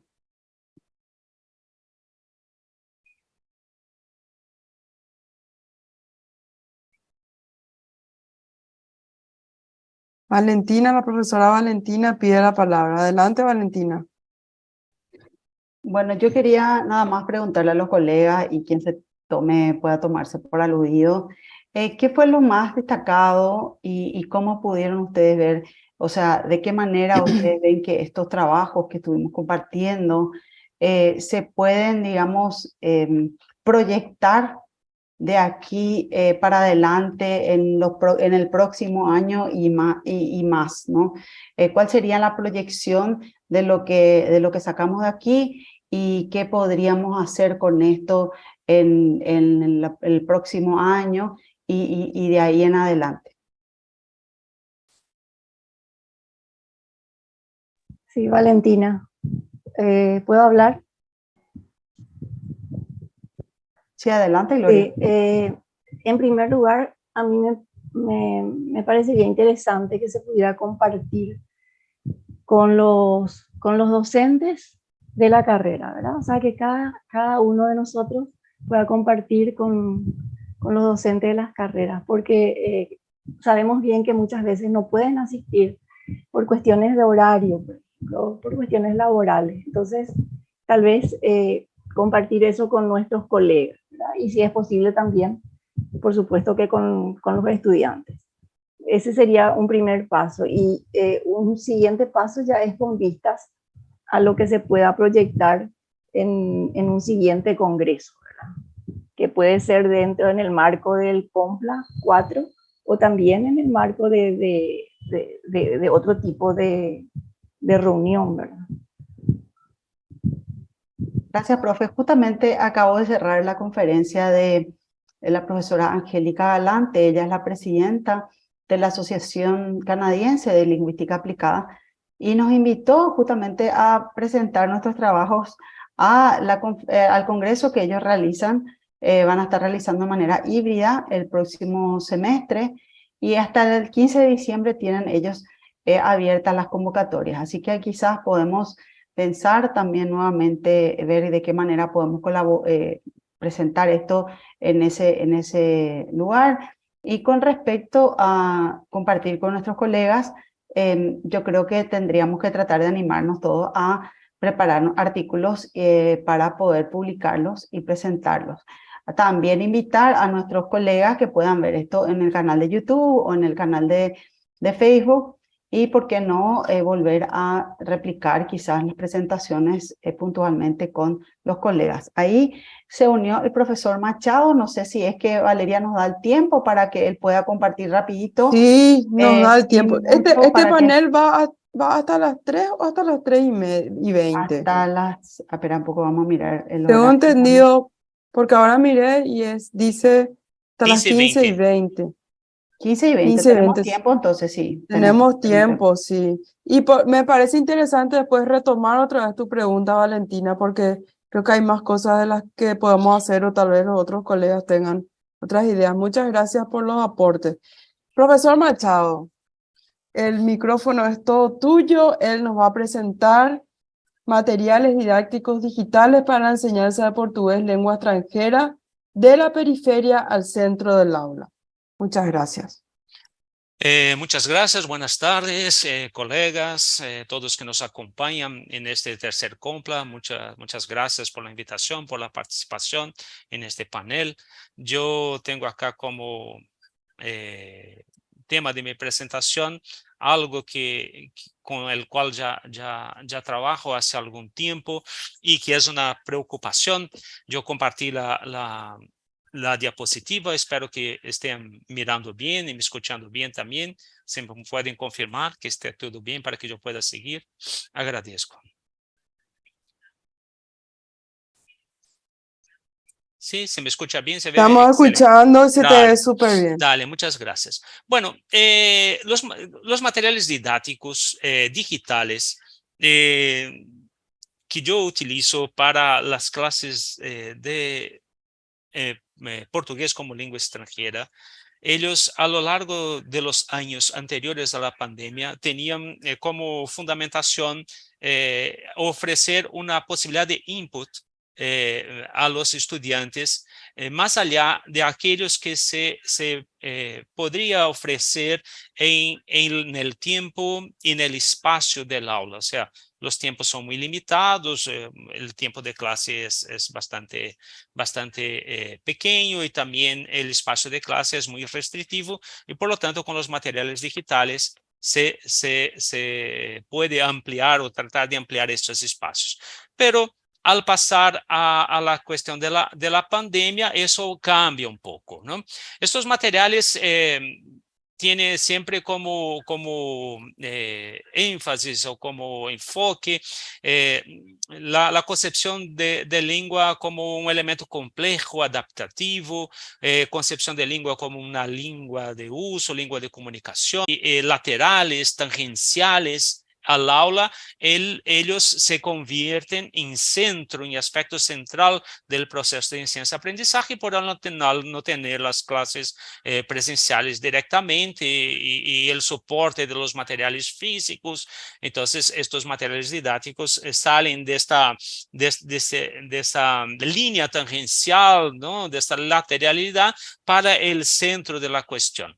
Y bueno, la construcción de esos materiales que sirvieron antes, ¿no? Como materiales extra clase y durante la pandemia como los materiales centrales para las clases remotas, ellos fueron construidos a lo largo del tiempo como materiales, elementos que visaban evidentemente cumplir con las expectativas, objetivos de los estudiantes.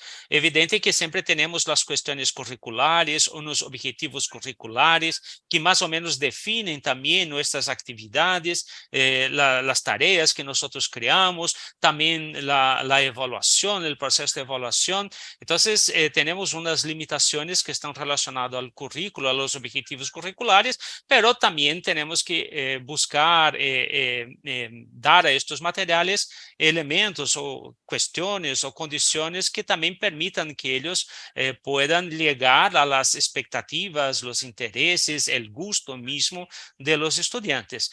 Para eso fueron hechas algunas investigaciones. Hay dos publicaciones, una hecha con survey, con encuestas y a un número relativamente grande de estudiantes, y otro hecho con investigación narrativa, que entrevistamos 3 ex-estudiantes, o sea, estudiantes que estudiaron portugués en la universidad, portugués como lengua extranjera, y después se fueron a Brasil a hacer posgrados. Entonces se hizo entrevista a esos estudiantes para ver cómo fue, bueno, la relación entre lo que aprendieron en clase y su necesidad de uso al llegar a un ambiente en que necesitaban poner en práctica su portugués, tanto en lo que se refiere a las cuestiones, vamos a decir así, específicas, ¿no? de un dominio específico, de un lenguaje académico, como también en cuestiones generales que tienen que ver con el ambiente donde ellos están. Entonces, acá hay unos números, ¿no? Sexo, carrera. Se ve acá las expectativas que ellos tienen. Ellos estudian portugués, los estudiantes a los cuales yo imparto clases de portugués, que son estudiantes de la Universidad Nacional de Asunción, de muchas carreras, diferentes carreras. Ellos tienen el principal interés exactamente las cuestiones laborales. O sea, no exactamente ir a trabajar en Brasil, como pasa con algunos, pero el hecho de que en Paraguay mismo hay muchas empresas donde se maneja mucho el idioma portugués, y el portugués puede ser un capital lingüístico que les permita acceder a mayores oportunidades de trabajo. Y también intereses académicos, aprovecharse de las oportunidades de becas que hay para Brasil, para hacer maestría, doctorado, o entonces para el acceso a la literatura en lengua inglesa, en lengua portuguesa, a las investigaciones que hay en ese idioma. Y su objetivo siempre es comprender y hablar. Comprender lo que la gente habla y hablar. O sea, su principal enfoque o su principal preocupación son las cuestiones de la oralidad. Y como ellos creen que también aprenden bien, ellos creen que aprenden bien escuchando y hablando, o sea, dentro de un principio comunicativo de la adquisición de la lengua. También se descubrió que la mayoría de ellos tienen teléfonos inteligentes, que por lo tanto utilizar materiales digitales, utilizar el celular para el proceso de aprendizaje, ¿no? como un dispositivo importante, sino el principal es viable en este contexto. Y también ellos demuestran que utilizan mucho el teléfono móvil, que tiene acceso a redes Wi-Fi, bueno, que nuestra realidad en estos centros más urbanizados nos permite ese tipo de abordaje. Se conectan por la internet mucho más por el móvil, ¿no? Es la forma, el dispositivo principal para la conexión a la internet.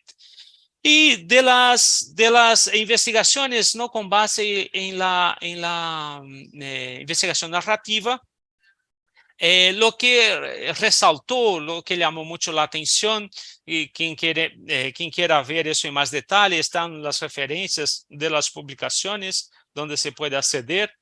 El hecho de que justamente lo que ellos necesitaban o decían necesitar para tener un mayor éxito cuando estudiando en Brasil, es justamente que el curso de portugués previo, estos que hicieron antes de irse a Brasil, tuviera más diálogo entre el profesor y los estudiantes. O sea, que es una cosa interesante porque los estudiantes en Paraguay responden muy bien a enseñanza de lengua de una forma más estructurada, con énfasis en aspectos estructurales de la lengua, sus cuestiones gramaticales, pero después ellos se dan cuenta y sienten la necesidad de elementos comunicativos, de la lengua de uso, y eso se expresa acá en ese diálogo.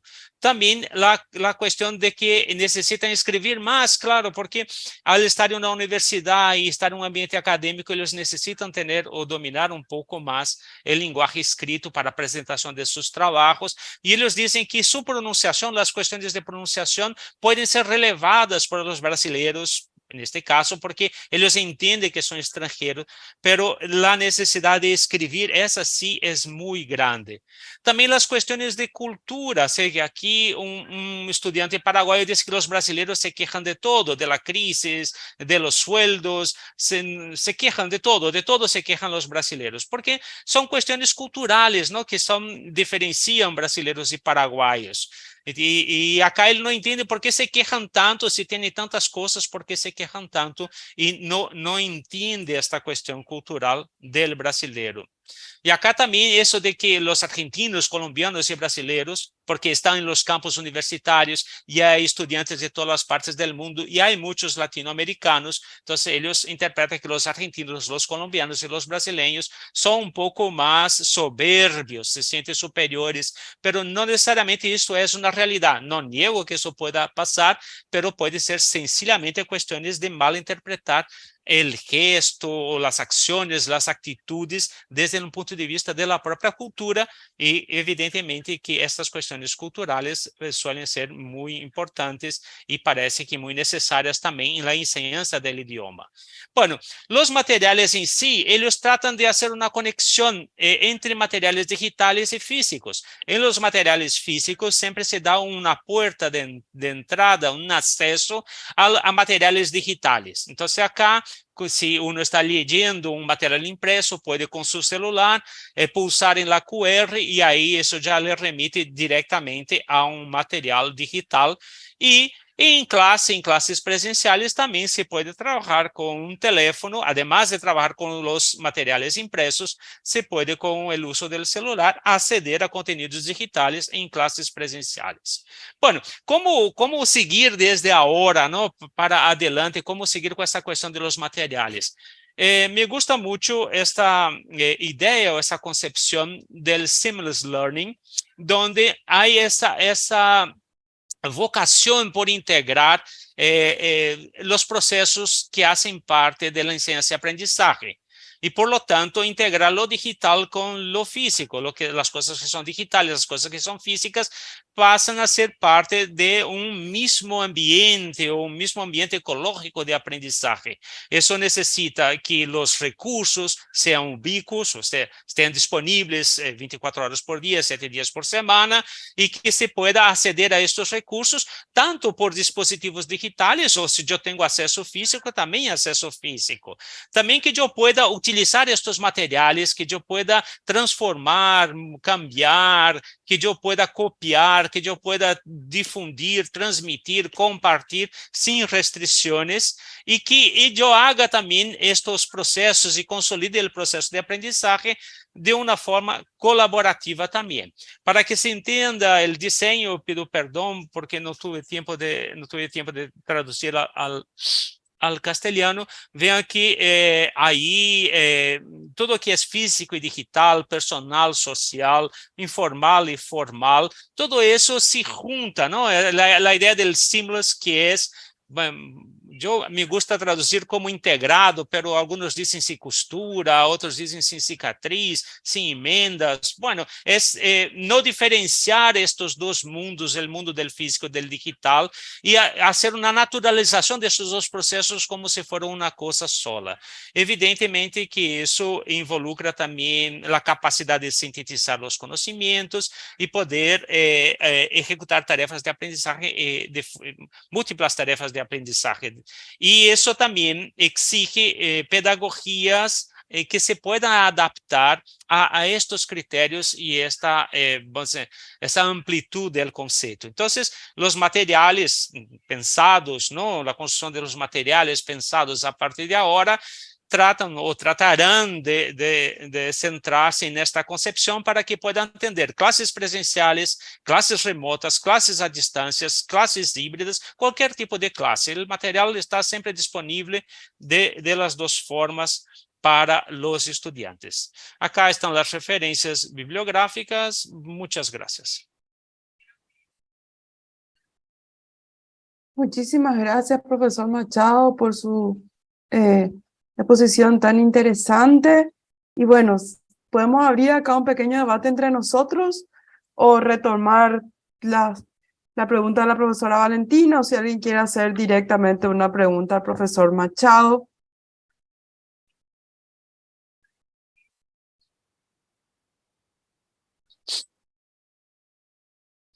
En las redes no hay preguntas nuevas, según lo que veo. Saludos de Asunción, Maitei Roru, Maitei. Aplauso, aplauso. En YouTube también creo que siguen siendo los mismos saludos que tenemos hoy. Bueno. Si nadie tiene una pregunta, yo quisiera preguntarle al profe algo antes de pasar tal vez a la otra pregunta que teníamos hoy con la profesora Valentina. Profe, usted, tal vez por la prisa nomás de la presentación hoy, no capté. Primero, habla de los materiales, que los materiales ahora son centrales en el aula, en la digitalidad, lo cual estoy totalmente de acuerdo. Pero luego hace como un excurso a esta cuestión de, no entendí bien qué relación tienen las entrevistas. ¿Qué estudiantes son estos? ¿Son estudiantes de antes? O sea, los materiales que usted presenta en la propuesta se basan en las necesidades que vio en estos estudiantes, en estas entrevistas, encuestas, etcétera. Esa parte no entendí tanto. Estas encuestas y estas entrevistas, ellas se dan a las vísperas de la pandemia. Perfecto. Entonces, en este contexto de necesidades, los materiales, ellos ya pasan a integrar, o sea, pasan ya por un proceso de integración entre lo que es material impreso y lo que es material digital. Después, durante la pandemia, estos materiales que servían hasta entonces como complementarios a los materiales que se utilizaban en sala de aula, en el salón del aula, sí. Estos materiales que generalmente son materiales impresos, ellos eran complementarios a estos materiales. Cuando llega la pandemia, nosotros ya no podemos más utilizar estos materiales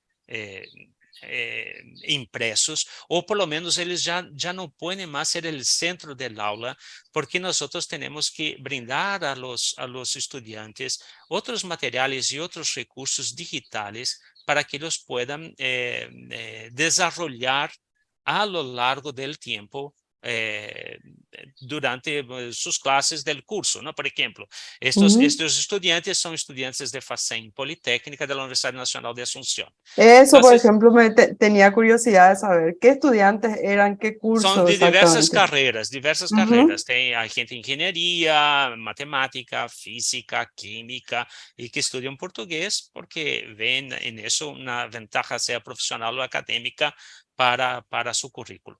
Entonces, estos estudiantes, ahí cada facultad adoptó, vamos decir así, una forma, ¿no?, para lidiar con la pandemia.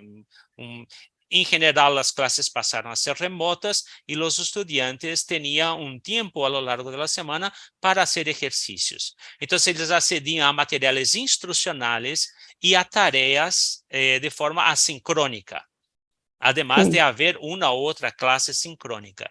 Entonces, estos materiales que nosotros utilizamos en clase, que nosotros ahí, interacción directa y en vivo con los estudiantes, que nosotros utilizávamos y hacíamos en clase, ya no pueden ser utilizados de la misma forma, y se necesitó traer estos materiales que antes eran complementarios, reestructurar estos materiales para que ellos pudieran ser el centro de los contenidos, ¿no? Centro de las tareas y contenidos, no más el material impreso, y sí ese material. Los recursos dejaron de ser impresos y pasaron a ser, en su mayoría, recursos digitales. Bueno, ahora se está terminando la pandemia y ahí la pregunta es ¿cómo va a ser el modelo de ahora en adelante? ¿Cómo nosotros vamos a utilizar y vamos a trabajar? ¿Vamos a volver a los materiales impresos? ¿Vamos a seguir con estos materiales? ¿Vamos a olvidar los materiales que utilizamos durante la pandemia? ¿Qué vamos a hacer? Bueno, la propuesta es crear una integración entre los materiales impresos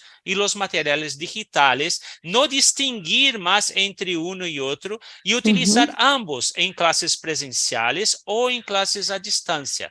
no tener más esa diferenciación, utilizar durante las clases presenciales materiales digitales, porque las investigaciones anteriores ya mostraban que eso era posible, anteriores a la Sí, pandemia, exactamente. e utilizar também materiais impressos, que não são exatamente impressos, pero um PDF. Não há muita diferença entre um PDF e um material impresso. Não?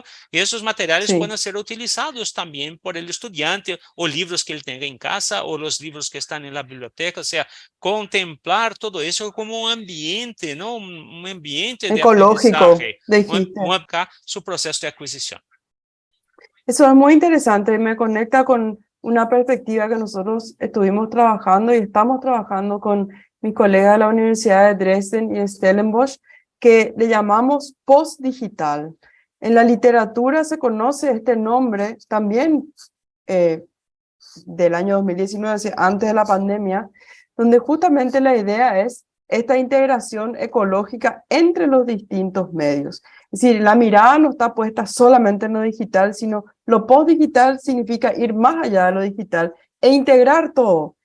De hecho, el criterio no es la tecnología, sino qué podemos hacer con ella y qué es lo que nuestros alumnos necesitan para aprender mejor, ¿verdad? Entonces, esa integración y ese nicho ecológico parece ser justamente una solución muy interesante de explorar y ir desarrollando, porque tiene también sus particularidades, porque por eso es interesante pensar en la medialidad, porque cada medio tiene una particularidad que nos permite un determinado acceso al mundo, y eso es lo que nosotros como docentes tenemos que ver, cuál es la ventaja, qué es lo que nos conviene más, de acuerdo a lo que nosotros queremos enseñar, etcétera. Claro, quando nós falamos de ambientes ecológicos de aprendizagem, temos que pensar em los affordances deste ambiente.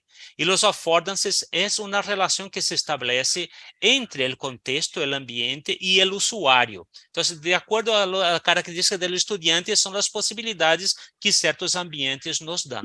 Então, a ideia é essa, justamente ter uma gama de possibilidades, não? Estos, não sei como traduzir affordances, beneficiamentos, possibilidades para que os estudantes possam aceder para realizar sua aprendizagem. Possibilidades, né? Para realizar su aprendizagem. E o conceito do seamless learning é muito interessante, não é novo, isso já vem sendo trabalhado há 10, 15 anos, mas é muito interessante para isso. Qué interesante. No sé, Valentina, colegas, si queremos volver a esta pregunta inicial que arrojó la profesora Valentina sobre cuáles son las perspectivas. Yo quería también decir algo al respecto, y que es que todos los que estamos acá, digamos, con nuestros trabajos, podemos hacer una especie de intercarrieridad o algo así, que significa que en todas las carreras podemos usar algunas de estas cosas y ver desde qué perspectiva podemos también usarla o desarrollarla o aplicarla. Por ejemplo, las encuestas, hay dos encuestas importantes, una con docentes, estudiantes de inglés, otra con estudiantes de lengua francesa o docentes y estudiantes. Tal vez podemos ver cuáles fueron los criterios para hacer esas preguntas, esos cuestionarios, etcétera, y ver qué podemos nosotros, las otras carreras, también aplicarla en nuestras carreras, ¿verdad? Con nuestros docentes y estudiantes. Luego, las experiencias pedagógicas también, ver la posibilidad de ampliarla a otras lenguas. Por ejemplo, el trabajo con los cómics, yo me imagino perfectamente que se puede hacer también en las otras lenguas, ir desarrollando nuevas tareas de esta perspectiva, que es una perspectiva literaria de la lengua. Lo que la profesora Mirta Lugo presentó también es riquísimo, ¿verdad?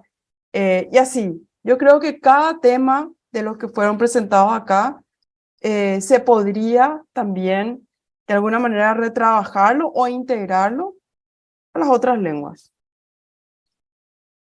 Permiso. Quizá ahí, Valeria, me suena el término que usó, uno de los términos que usó la presentación el profesor Ferreira, el observatorio, ¿verdad? O sea que este grupo bien puede seguir trabajando, así como decían, en todos estos ejes y en estas líneas de trabajo, bueno, como Asociación Paraguaya de Lingüística Aplicada en algunos de estos temas que podamos converger en intercambios, ¿verdad? Lo que producimos en el sur, pues obviamente que pueda, a lo mejor estamos haciendo, bueno, de hecho el Congreso nos da la posibilidad de ver que estamos a lo mejor tratando de resolver los mismos problemas en distintos lugares y bueno, converger esos instrumentos en a lo mejor una sistematización de instrumentos, como decías, o de probar los recursos que vamos usando o que vamos desarrollando en cada equipo, ¿verdad? Un observatorio sería, creo que Yo iba a decir algo así como una red de una investigación red, también. correcto. Por ejemplo, que podríamos impulsar a través justamente de la asociación y ver cómo las diferentes instituciones representadas aquí, ¿verdad? Porque tenemos algunos, Remigio creo que representa varias luego, ¿verdad? Él es uno de los doble agentes o triple agentes, no sé bien cuál es su, pero tenemos algunos de esa clase, ¿verdad? Y a nivel nacional, pero también a nivel internacional tenemos cada uno también nuestros contactos. Y yo creo que el Congreso justamente se abrió con esa idea, ¿verdad? De crear espacios y ver, bueno, hicimos este primer panel. Mi pregunta iba justamente a eso, bueno, a partir de esto, ¿qué podemos hacer, verdad? ¿Qué podemos hacer para el próximo año? Ir empezando a pensar, ahí está Mirta Luz, ya pensó la sigla y todo, ¿viste? Qué lindo. Entonces, podemos ir viendo, porque generalmente eso es lo que nos va a dar más fuerza también, ¿verdad? Ahora hay convocatorias para CONACYT, por ejemplo, que podemos ver de ver si se puede trabajar juntos en alguna que otra propuesta, ¿verdad? Llega a todo, más de nosotros, como se dice en castellano paraguayo, ¿verdad? Porque a propósito CONACYT hizo así, ¿verdad? Para que los que no estaban listos se queden atrás, ¿verdad? Porque necesitan ellos también filtrar esto de alguna manera, ¿verdad? Entonces, nada más, quisiera nomás yo de mi punto de vista, yo lancé esta pregunta justamente para ver qué podemos hacer y que no sea que, o sea, que podamos todos pensar juntos, ¿verdad? Y ver qué podemos hacer, observatorio, red, y bueno, vamos a seguir hablando. Yo quisiera agradecerle especialmente al profesor Machado por habernos ayudado a realizar este panel, ¿verdad? Porque si bien a nosotros nos invitaron juntos, la gente de Brasil, con todo lo que estuvimos con ANEA y toda esa historia, realmente el profesor Machado fue quien, digamos, me recosté por él, como se dice también, ¿verdad? Porque estábamos y seguimos todavía, no salimos del todo del tema de ANEA acá en el Instituto de Lenguas. Nos faltan recibir todavía dos respuestas. Yo sé que la UNI también estuvo hoy con visita de pares presencial, así que le deseamos mucho éxito, esperamos que les pueda ir súper bien, ¿verdad? Porque al fin y al cabo somos todos colegas y queremos todos seguir avanzando, ¿verdad? Entonces, eso nada más quisiera invitar a los colegas de las otras instituciones también a pensar junto con nosotros qué podemos hacer juntos, ¿verdad? Poder unirnos, poder intercambiar, ¿verdad? Incluirnos unos a otros en los proyectos, ¿verdad? Quizá para poder trabajar juntos, porque a veces también si no, es muy difícil, ¿verdad? Porque estamos cada uno corriendo por nuestro lado y bueno, agradecer a cada uno de ustedes, Remigio, Gloria, vale, especialmente hoy a Valeria por su moderación espectacular, ¿verdad? Nos alcanzó todo el tiempo, nadie... nos sobró todo, sí que, ¿verdad? Nadie se enojó, no le tuve que parar al profe para que no se enoje conmigo. Y él parece que ya se fue, ¿verdad? Ya tenía Profe, Valentina, te quería decir, hablando del guaraní, del español paraguayo y de esta red de investigación que queremos hacer, la profesora Valentina recibió un pedido especial de una universidad alemana, de una profesora que es de la Universidad de Viena y de una universidad alemana que están haciendo una investigación sobre el guaraní paraguayo, sobre el castellano paraguayo. Acá tengo el link. Es una encuesta que no dura más de 10 minutos, según lo que leí, y sería genial que todos podamos colaborar. Vamos a ver si podemos poner esto también en la página del Sí, yo del estaba esperando Congreso, nada ¿verdad? más que el Congreso termine. Esto se va a Ajá. difundir incluso desde la UNA, ¿verdad? A nivel más Desde amplio. la Así que página web. Sí, sí, entonces, sí, gracias Valeria, porque realmente estas redes es lo que tenemos que aprovechar, estos contactos sí, que nos dice, ¿verdad? La Universidad de Viena es una universidad muy prestigiosa en la cuestión sí. de lenguas, así que yo quiero aprovechar un poco esta encuesta que nos mandaron para ver si podemos hacer algún contacto con ellos. Yo estuve el año pasado en Viena, pero estaban todos cerrados con la pandemia y me fue imposible llegar hasta las personas, porque estaban todos en su casa, ¿verdad? Yo sí Lastimosamente. estuve este año en Viena y también tengo algunos contactos ahí, En- así que estuve en el Entonces, Congreso para profesores de alemán y todo eso. Y muy interesante realmente. La gente, la experiencia, la universidad es excelente. Así que tenemos que aunar nuestros contactos y expandirnos. muchas gracias nuevamente. Yo no sé, Remigio se quedó muy callado, la profe Gloria también y Luis Eduardo. Al final le acaparamos el micrófono unos cuantos. No, nosotros desde el INAE estamos totalmente abiertos a tener cualquier tipo de contacto con ustedes. Creo que se plantearon temas bastante interesantes en cuanto al guaraní, en cuanto a las lenguas extranjeras, el portugués, la importancia de la ley 5031/13, de obligatoriedad de la inclusión del inglés, por ejemplo, ¿verdad? Eh, en- el bilingüismo paraguayo realmente, el tipo de guaraní que queremos que se enseñe, hay un montón de cosas que podemos hacer, desde la UNI, desde la UNA, desde el INAES, y también quizás desde otras instancias. Acá estamos abiertos a realizar y apoyo realmente todo este tipo de actividades que ustedes están sugiriendo. Muchas gracias, Remigio, por unirte a este grupo y vamos a ver, vamos a tratar de ir viendo algunas que otras cosas más para ir avanzando, ¿verdad? Realmente, desde que yo justo le conocí a la profesora Galante en un congreso virtual, ¿verdad? La virtualidad nos abrió también las puertas a muchas cosas, ¿verdad? Si bien no es lo mismo, pero sí nos permite traer gente que de otro modo no tendríamos los medios y conectarnos, poder ir, ¿verdad? Porque conseguir viático y pasaje para ir a Europa o ir a otros lugares lejanos no es siempre tan fácil, pero pagar un registro para entrar en un congreso es un poco más factible y podemos hacerlo. Así que gracias nuevamente, no sé, Luis Eduardo, Mirta, Gloria, Valeria. Tenemos que cerrar ya, creo, pasarle a los demás. Son las 20 justito ahora, así que estamos a tiempo. Muchísimas gracias a todos y todas los colegas. Que estén bien, nos vemos. Muchas gracias. Nos Gracias, vemos. gracias. A ver, ¿a quién le toca ahora? Profe, todavía no están entrando. Vamos a pausar un rato y empezamos 1:30. 1:30 empieza el panel de la Bueno, profesora Cintia Rolón. podíamos habernos quedado un ratito más, entonces...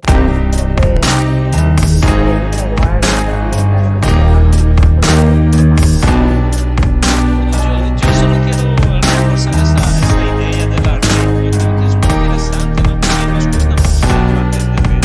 Y una red acá local Paraguay, después comparar otras universidades, evidentemente, pero creo que eso es muy importante porque nosotros estamos muy cerca, podemos visitarnos con bastante constancia, no es caro y eso significa que podemos aprovechar mucho de esta relación y eso tiene un impacto muy grande para nuestras actividades, la investigación, para los proyectos, para el currículo. Yo creo que es una idea muy, muy buena.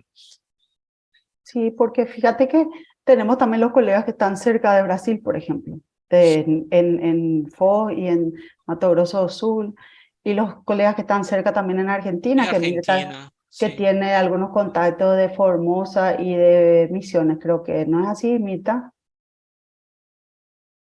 O acá mismo Resistencia, ¿no? Que es relativamente cerca y tiene una universidad relativamente buena. Sí, Misiones, que es justamente, la Misiones es justamente Posadas, creo que sí. Posadas. Y después tiene la UNE, que es del noreste, Resistencia. sí. Y La del nordeste. Sí, hay varias. Y la que está en Formosa, ¿cómo es que se llama? Está también esa. Ellos también tienen cosas de lengua, creo. ¿Quiénes son los que organizan el workshop ese de guaraní? Tenemos ahí una colega que justamente está también en la cátedra guaraní, Carolina Gandulfo, Sí, que está en la UNE. Ese es el grupo que organiza. tenemos varios, entonces que quizás estos que están más cerca les interese, ¿verdad? Conformar parte de la red, porque entendemos que sí, tenemos AUGM, tenemos esto, tenemos lo otro, pero a veces eso de repente se hace ya muy grande. Es muy grande y muy, sí, muy amplio ya. Sí, y bueno, no sé, estamos nomás acá medio hablando de balde, ¿verdad? Pero no sé si estamos por Facebook, ¿verdad? No sé si estamos en vivo. ¿Estamos en vivo? No, ¿verdad? No sé, Sí, creo que están todavía al aire.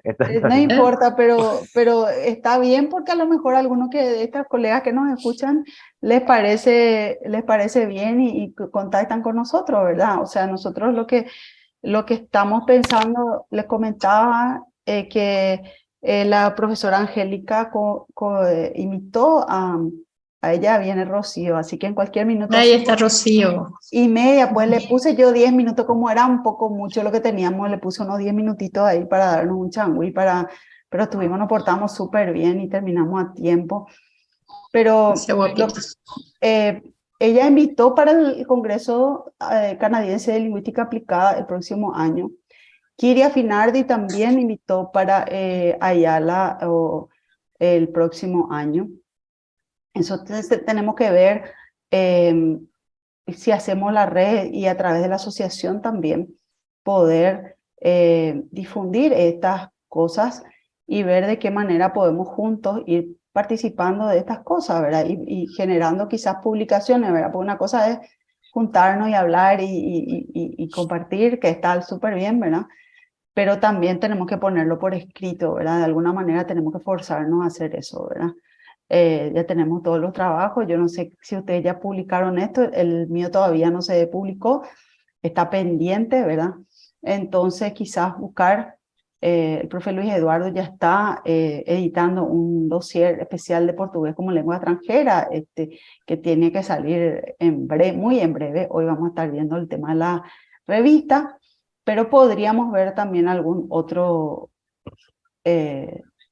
otro eje temático que podría alguno de nosotros interesarse en editar o ver, ¿verdad? De publicar juntos en esta revista. A mí me invitaron, pero eso estoy viendo quién se anima a editar un dossier de Frontiers in Language Education, que es una revista que son indexadas en Scopus, ¿verdad? Y que estaba esperando que termine esto para empezar a buscar los coeditores, ¿verdad? Porque es en inglés y tengo que ver. Le sugerí a la profesora Susana Pesini, quien estuvo conmigo en el tema del libro, pero ya me dijo que no. Robert Val Robert Val puede ser también un colega que está creo que está en Inglaterra, que lo conocí hace poco, que es, creo que es cubano, y un uruguayo que son del área de inglés. Vamos a ver, hay varias opciones. Yo creo que quiero agradecer nuevamente ya que estamos llegando al tiempo tanto a Mirta como a Luis Eduardo por el apoyo de todos estos años ya que estamos por el tercer Compla, ¿verdad? Que gracias a ustedes, ¿verdad? Y a todos, a Rocío también y todo el equipo, que muchas cosas y mucha gente pudimos conocer a través de este evento, ¿verdad? Realmente creo que nos está abriendo algunas puertas que son interesantes y que tenemos que aprovechar, ¿verdad? Entonces, por eso nada más quería nuevamente agradecerle a ustedes y bueno, y dar ya espacio al siguiente panel, ya que para que pueda ir, ya están acá la gente, entonces le damos para que tengan unos minutitos extras. Gracias Mirta nuevamente y Luis Eduardo, nos vemos más tarde en el cierre de nuestro evento. Perfecto, muchas gracias Valentina. Gracias, seguimos. La profe Cintia ya está también. Buenas tardes, muchas gracias, profesora Valentina. Buenas tardes a todos y a todas. Now we can go on in English. Are we live? Or not yet? Yes, Sí, we sí, are. estamos We are. aquí. We Okay, never awesome. stop being live. Yes, I just want to thank everybody. I'm going to close my microphone and my camera, and I will let you run the show. Thank you very much. Thank you very much. Well, welcome everyone to this panel, which will be about teaching English in global contexts. And here we have with us a wonderful group of colleagues that are going to tell us about all the articles that they wrote. And we are going to start with I'm checking who is here already. Well, actually, we have 2 extra minutes, but the topics that we will be talking about are Engage, Study, Activate with Adult Learners by me, Cynthia Rolón, Strategies to Teach Listening by Elena Núñez, Connecting Student Interaction with Classroom Management by Gracia Mendoza, Task-Based Approach with Adult Learners by Ignacio Jimenez, Empowering Adults for Autonomous Learning by Maura Salimben, and Incorporating Inclusive Education Practices in ELT by Rocío Mazzoleni. Before going on, I would like to remind you that this Congress is being broadcasted also on YouTube, and the recordings will be available for you to watch them whenever you want in the future. You can also subscribe to our channel. And well, I think now we can go ahead and start with Elena Núñez. Welcome, Elena. You're going to talk about strategies to teach listening. Hi, everyone. Hi, Cynthia. Thank you so much. And it's great to be with you all this afternoon. And yes, I will be sharing with the audience, with the colleagues about the chapter I had the pleasure to write, which is on strategies to teach listening. So if you give me a second, I'm going to share my presentation with you. Just let me know if you can all see it properly. Yes, we can. Beautiful. All right. Thank you so much. Yes, my name is Elena Núñez, and I'm a professor at Instituto Superior de Lenguas. And as I mentioned earlier, I was in charge of writing the chapter on strategies to teach listening. Let's get started. Well, as you know already, this is one of the chapters. This is chapter 39 in the book Teaching English in Global Contexts. That's edited by Valentina Canessa and Susan Spessini. And basically what I wanted to focus on in this chapter is the principle or the ideas that learners, L2 learners, view speaking, the speaking skill as a difficult skill to learn. However, most of the research and what we read says that teachers view listening as a difficult skill to teach. Even though our learners say one thing, our teachers normally say something a little bit different. And why is that? Basically, because from a teaching standpoint, sometimes we realize that there are difficulties that students show trying to comprehend a listening passage, depending on your first language. Sometimes it's difficult to know when the words start and when they end, the differences in intonation. So there are many different difficulties that our learners go through when they are trying to comprehend a listening passage. Sometimes it's the speed of the person that's speaking, of the passage, of the sound bites. There are new words. Sometimes these new words look like false friends. So there are lots of things that our students need to go through and process in their brains in order to understand a listening passage. And one of them has also to do with the attitudes of a speaker, understanding the gist, the general meaning, or or understanding specific information, etc. And most importantly, from a teaching not only from a teaching viewpoint, but it's important to remember, and this is something that I focus on the chapter, listening does not occur in isolation because it always goes hand in hand with the other skills. So throughout the chapter, I'm going from, always talking and mentioning how important it is to teach listening in context. So talking a little bit about the background and looking at the history of teaching pedagogy, foreign language teaching specifically, the teaching of listening was not a major component of language teaching until the 1970s. As a matter of fact, in older methods, teaching on all the skills were treated more like in isolation. And even older methods, such as the grammar translation method, didn't actually view listening as a skill that was important to be taught in foreign language classes. However, more current approaches view listening as an important skill to teach. And nowadays, currently, you will find many commercial textbooks that spend a good amount of time training students to be better listeners. So when planning, teachers need to choose their listening passages carefully and keep some of these questions in mind. There are lots of questions throughout the chapter so that the reader can think and ponder about. These are just some of the questions. Is the passage at the right level? Are my students interested in this content? Are the speakers talking with known and comprehensible accent? That's another important thing when we choose a listening passage. Are we expanding our students' listening repertoire, or are they always listening to one specific accent? So that's an important aspect to consider when you choose your listening passage. And there are many other questions as well. In the book or in the chapter, the major dimensions are the following. I focus a lot on top-down listening versus the bottom-up listening, which is the importance of implementing the speech processing theory into practice. And there are many examples.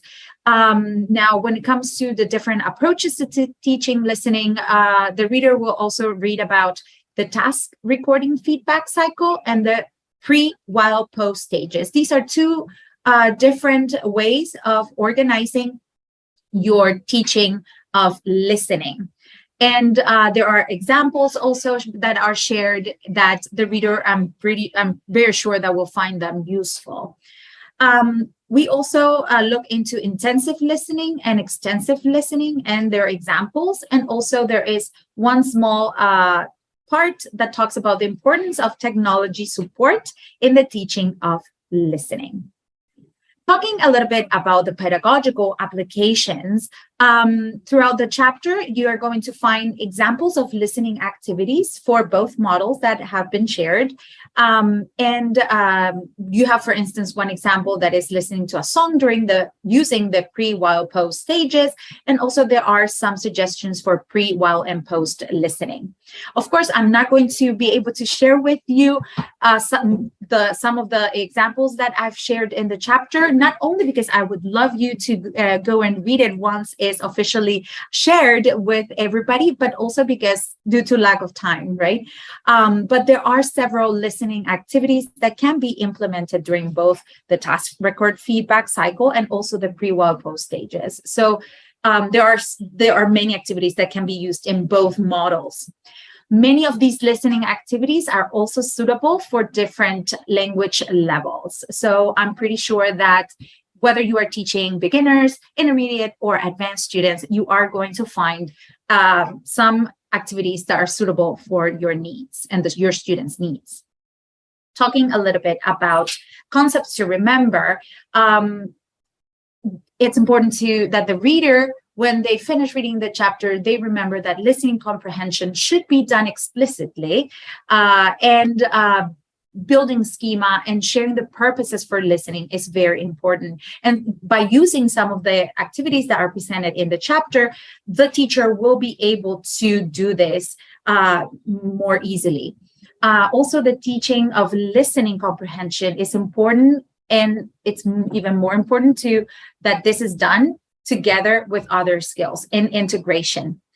Provide students with opportunities to practice top-down and bottom-up comprehension activities. That's also emphasized throughout the chapter. Organize your lesson. That's another takeaway that I am really interested that all the readers keep this in mind, that it's important to organize your lessons using a task cycle approach or a stage approach. Regardless of the two, both are great ways of organizing the teaching of listening in an explicit manner. Also, make sure that the activities are appropriate to student needs and language levels. That's another important takeaway. Talking a little bit, there are these two sections that are discussing and taking action. I've decided to include a lot of practical activities and practical questions so that all of the theory that has been presented in the chapter can also be applied to the practice of the teacher who's reading the chapter. One of them is to think about your own experience. What made listening difficult when you were learning English or another language? To be able to go back in time and think about your own experience. That is, I believe, very empowering.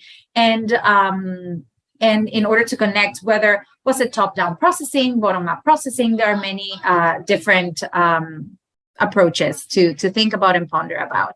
Also, how is classroom listening similar and or different from real life listening? It's important that not only teachers discuss this in order to serve our students better and give them the best listening training, but also this is an important question and a very valid question that can be asked to our students as well. How is it similar? How is it different? And how can we do, or what can we do in order to be successful at both?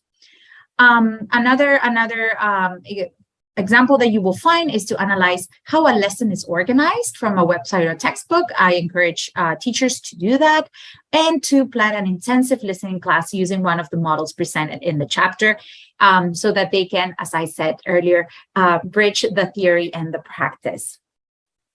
Now, in the expanding further section, teachers are going to find some of these. I just chose a couple, but there are more. There are suggestions with computer-aided pronunciation teaching, and you have 3 of them there. These were recommended by one of the authors that are cited in the chapter. There's also a link to TESOL's interest section on speech pronunciation and listening, and some links to the American English website, which is done or hosted by the U.S. Department of State. And there are many examples on understanding fast speech with online videos and quizzes and listening skills for young learners. And of course, I also included some links to listening lessons from the British Council. And as you can see, I tried to incorporate different accents as well, not only British or American, but you are going to be able to find a wide variety in these resources. Well, these are some of my references, I would say, because I didn't want to include all of them. For me, the ones that guided the writing of my chapter were Harmer, Wilson, and Peachy, and there were others, of course, but these were, for me, the must-reads if you want to even expand a little bit further in terms of bibliography. So these are some of the things that I've included in my chapter, and I just want to say that this experience of writing about a skill that I found quite challenging to teach. I would say that if I look into my very own experience, I probably didn't feel very comfortable or confident in teaching listening as a skill right at the beginning. So for me, it was very important to, as a teacher, as a novice teacher, to read and to try to actually go little by little and start with what made sense to me and with the things that I was comfortable. So, and I really hope that this chapter will aid the novice teacher in doing so, in really encouraging them to take the plunge and teach listening in their classrooms, and perhaps for the more experienced teacher to refresh some of the theory and perhaps find some activities that can be used or reused in their practice. So it was a great pleasure to work alongside Valentina and Susan in writing this, and it was a very, very nice experience, and I'm honored to contribute in that sense. And of course, it's a great pleasure to be with you all today, and I want to say thank you for the trust and for this opportunity. Thank you very much, dear Elena. And yes, I think that we would all have benefited from things or suggestions like those ones when we were starting some time ago. Thank you so much. And it was a pleasure having you here as well. And now it's my turn. I will go on with a chapter that I co-wrote with Ignacio Jimenez. He's also here, of course. And give me just a moment, and I'm going to share my presentation with you.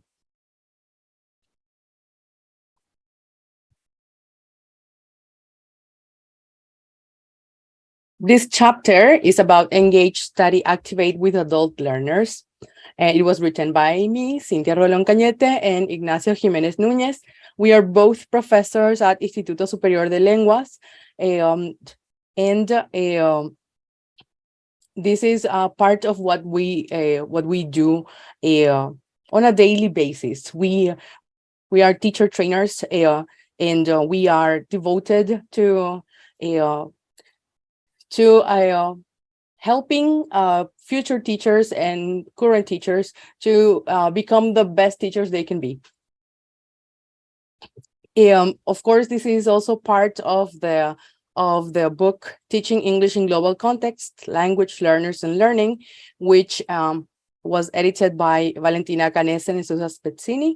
And big thanks to both of them for all the work they have done. This is in the chapter 37 in the division of methods and approaches.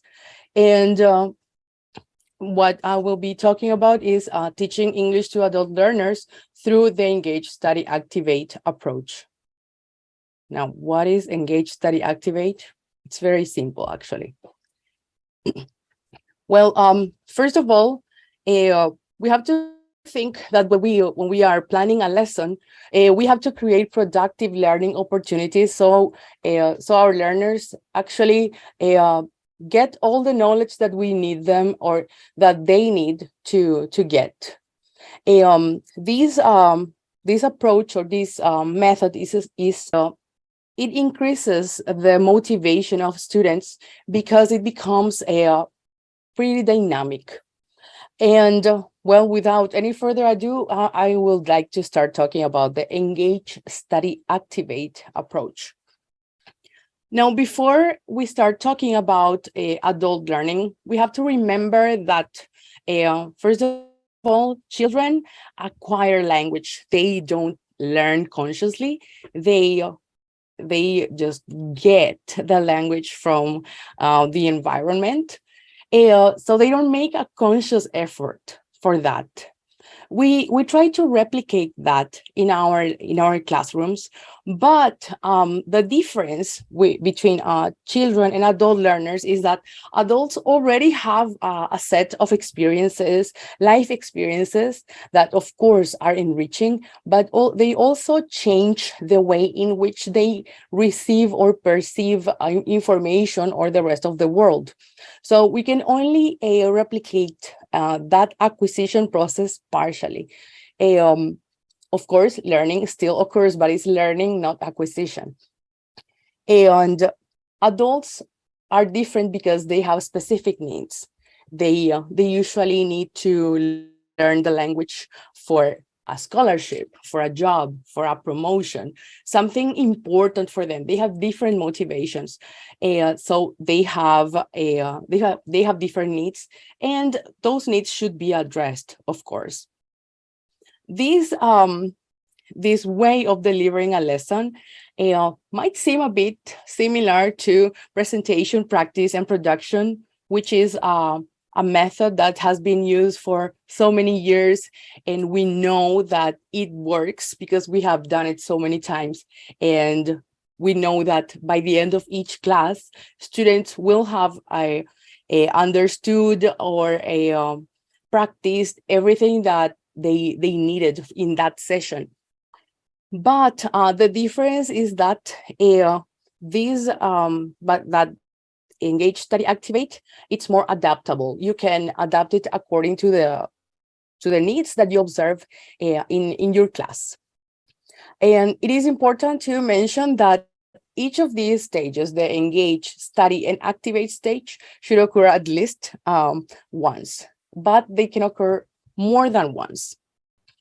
The major dimensions of which I talk in my chapter are planning and preparing, because, well, we know that even though these might seem a difficult part of the teaching profession, we know that it's of utmost importance, because when we plan, we can foresee any issues that may arise, any situations that might occur. So we need to have a clear lesson plan. We need to plan our activities, the materials that we're going to use, the goals for each lesson. And also, the beginning of the lesson is important because we need to greet our students. We need to tell them what we're going to talk about, of course. Another major dimension is that we need to address language levels and multiple intelligences. We know that not everyone has equal needs. So we need to consider each student specifically and address those individualities in our classes, as well as the English level, of course. And with this, with Engage, Study, Activate, we also increase student participation through activities that make students to think and also use the target language during the class. Now, another major dimension is the sequencing of the ESSA stages, which can be done in different ways. Now, the most straightforward is the first one, that is straight: Engage, Study, Activate. We can also have a boomerang, Engage, Activate, Study, but we can also have a patchwork by doing first Engage, then Study, Engage, Activate, Study, and then Activate again. Now, let's see what we do in each of those stages. In the Engage stage, well, the name says everything. We must make students feel connected with the lesson. We use visuals, tales, debates, miming, acting, and asking questions. The study stage puts a strong emphasis on language development, so we use activities that are based on text, conversations, gap filling, crossword puzzles, and similar activities. And then we have the Activate stage, in which we want students to speak, to use language as openly and communicatively as possible. And in this part, students do pair and group conversations, role plays. They create different types of text. They can do also some kinds of projects, anything that helps them use the language freely. And these are the stages that can be put in different places. So you can use either Engage, Study, Activate, or Engage, Activate, Study. Engage, Study, Activate, then you notice that something happened and you go back to the study stage. You then go back to the Activate stage. Anything that you need is valid. The key concepts that I mentioned in the chapter, that we mentioned actually in the chapter, is that we need to remember that adults need a reason to learn a new language. And also that Engage Study Activate acknowledges that each student learns in a different way. The name of each stage tells you what you need to do in each of those. So there's no possibility that you forget. And during a class, you can implement a different lesson like the boomerang or patchwork when you see that it's necessary. In the discussing and taking action of the chapter, we asked readers, for example, is Engage Study Activate more effective than PPP, presentation, practice, and production? Why or why not? Would you use it in your own class? And also, we asked them to think of a topic that they would like to teach and the sequence that they would use for that specific topic. And in taking action, we proposed to analyze a lesson they enjoyed when they were a student and to see if that lesson matches the stages of Engage, Study, Activate, and also to create a lesson plan based on these Engage, Study, Activate stages. I also included some websites regarding Engage, Study, Activate, where you can read a bit more about the lesson planning, also where you can see some examples of lesson plans, and of course that you can modify according to your needs. And last but not least, the references here. Well, the reference that is the most important one for me was Harmer and also Gardner, but of course all of them are important. And just as Elena said before, well, I hope that you also read our chapter, and well, that you can find out more and that you can apply these in your classes whenever you need it. So thank you very much. And now I would like to remind everyone that you can watch the third Congress, the third Paraguayan Congress of Applied Linguistics on our YouTube channel, where the recordings will remain. Also, you can subscribe. And now I'm going to introduce Gracia Mendoza, who is presenting about connecting student interaction with classroom management. So please give me a moment. Gracia couldn't be with us, but she submitted her video, which I will be projecting for all of us.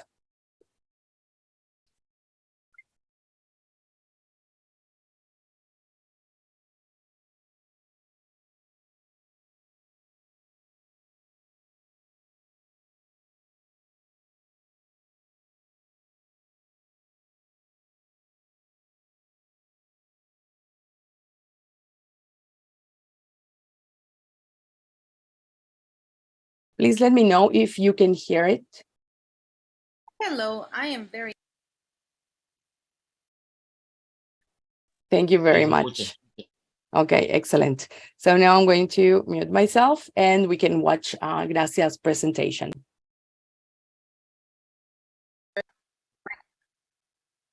Hello, I am very happy to be here at this third Paraguayan Congress on Applied Linguistics to share about connecting student interaction with classroom management. I want to thank everybody for the invitation to share with you a little bit about this chapter. This chapter is from the book series Teaching English in Global Context that is edited by our dear Valentina Canese and Susan Spazzini that have been amazing editors in this process. It's chapter 21 and it's part of the division Context for Teaching and Learning. And we're going to discuss how effective classroom management is managing a class while ensuring that there is meaningful learning and promoting interactive student engagement. So for this, I want to tell you that I know that sometimes when we go into the classroom, and especially when we are new teachers, we sometimes a little bit unprepared. We feel a little bit unprepared how we're going to manage that class, how we're going to manage 15, 25, 60, 80, 100 learners in the classroom. That's possible, right? And we need to think about how to do this in a way that is strategic, and that means that we are not policing our students, but that they are actively engaged in our lessons. And Davis tells us that in order to manage our classroom effectively, it is important to meet certain guidelines like reading about classroom management, observing others do it, and preparing ourselves. Because in the end, we want to make sure that we're managing our classroom so that the objectives of our lessons are met. So in thinking a little bit about classroom management, we need to think of it beyond being sitting down, our learners sitting down and in silence. It has to be related to how we organize the classroom, how to create or how we create those routines to make sure that our students understand our expectations of what is going to happen in the classroom.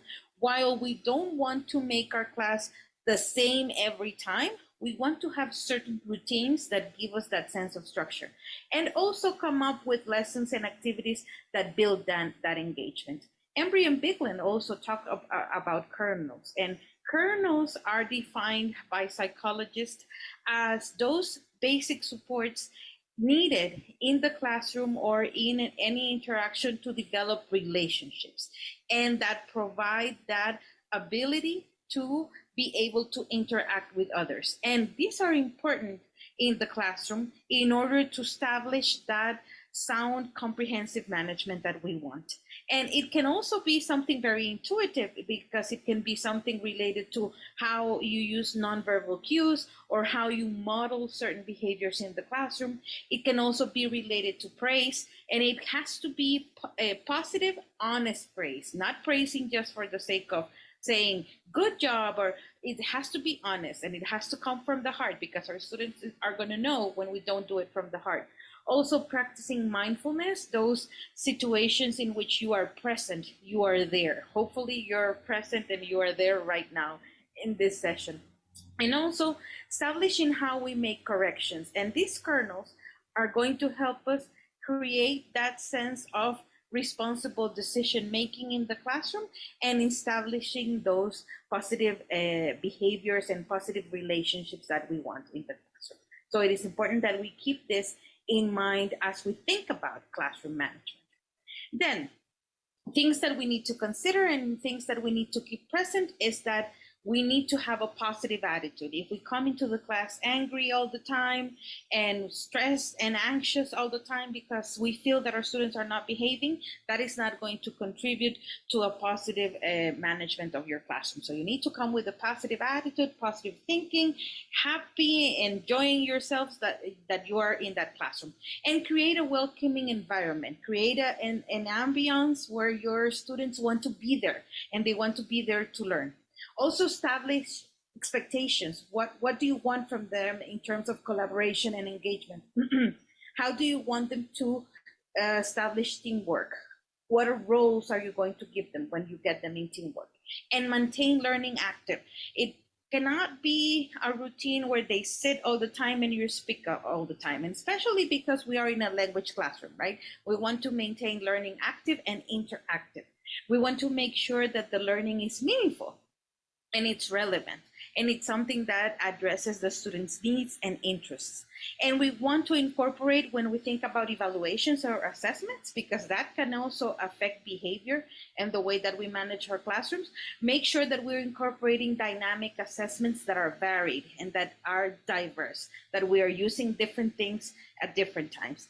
And incorporating social emotional learning and mindfulness. And there's another chapter in this series that talks about how to incorporate social emotional learning and the fact that it helps us be more self-aware, self-managed, establish those positive relationships and those healthy relationships and empathy. And that's important when we're talking about classroom management, because then your students are going to become part of that network that supports a system of positive behavior in the classroom. Then, what are some pedagogical applications or suggestions for teaching? There has to be clarity. So from the very beginning, from the onset, you establish what are your expectations in the classroom. And you can ask your learners to contribute and say, what things would they expect? And then you can share what you expect and you agree, you come to a consensus. Recognizing appropriate behavior, that's always positive, right? That positive reinforcement. Incorporate actions to reduce negative behavior, and it doesn't have to be a punishment necessarily, but it can be a reflection. The student can think about what they have, the students can think about what they have done and reflect whether that has been a good or bad behavior, and what would they do, and what would they do to reduce that from occurring again. Include engaging activities, things that make them feel engaged in the topic, engaged in the learning, and create a classroom structure. Like I said at the beginning, create those routines, things that the learners can always expect to happen at the very beginning. And it can be saying hi in a different way, or it can be talking about their day yesterday, what happened yesterday, 1 minute to talk about that. Or it can be a short icebreaker. What did they do last night? What did they have for dinner? Or how are they feeling? It can be incorporating self. How are you feeling today in the scale of 1 to 10, or in the scale of cats, etc. There are some memes that are very good for that. How are you feeling today? Key concepts to remember: classroom management is linked to learning. So if you are not able to keep a positive environment and a positive behavior in your class, learning will suffer. There are diverse strategies for classroom management, but it doesn't have to be policing your students all the time and punishing them all the time, because that creates stress and anxiety, and we don't want that, especially in a language classroom. We want those affective filters to be down, not up. Research classroom management. Make sure that you're looking for ways to that inform your practices, that are evidence-based, things that have worked for others. Involve your learners in classroom management. Have them set the rules. Have them, because that helps create that buy-in, and they're going to be more likely to respect the rules that they have created, and create a harmonious space for learners. We all want to be in a positive space when we're learning, right? We don't want to be in a place that causes anxiety or stress. And to apply, use trial and error. Sometimes there are strategies that will work, and there are other strategies that will not work. Make sure that you're building a support network among your learners. There are learners that can help others behave better, so use that support among your learners. Involve parents with social emotional learning, as I was mentioning. Incorporate this in your classroom. Self-management, self-awareness, being aware of what others are feeling and being able to respect that, and being able to self-manage, not suppress your emotions, but self-manage your emotions. Create a community practice with other teachers. Talk about what's happening in your classroom, and they can give you ideas. And engage in professional development to learn more. To learn more not only about classroom management, but techniques to make your classes more interactive, more active, and more engaging. If you want to expand further, here are some links that will be useful to you. We can share this in the chat, or we're going to share the presentation with everybody, and make sure that you take a look at those and explore them. And if you want to read a little bit more about the evidence out there related to classroom management, you can visit these links and take a look and find out how to incorporate classroom management effectively in your classroom. This is it from me. Thank you very much for having me. I look forward to listening to the learning that you have had this week. Thank you for having me today. Thanks to Gracia for this wonderful presentation and chapter. I am sure that our viewers will take advantage of everything she mentioned, and that they will want to read her chapter once the book is out and available for everyone. Now let's continue with Ignacio Jimenez, who wrote the task-based approach with adult learners. So welcome again, Ignacio, and I am going to share your presentation, and let's I begin. can share it. Don't worry. Okay, okay. Yes, if you let me, yes, it's available. Of course. Thank you very much, Cynthia, and everybody for being here today. Give me a minute, please.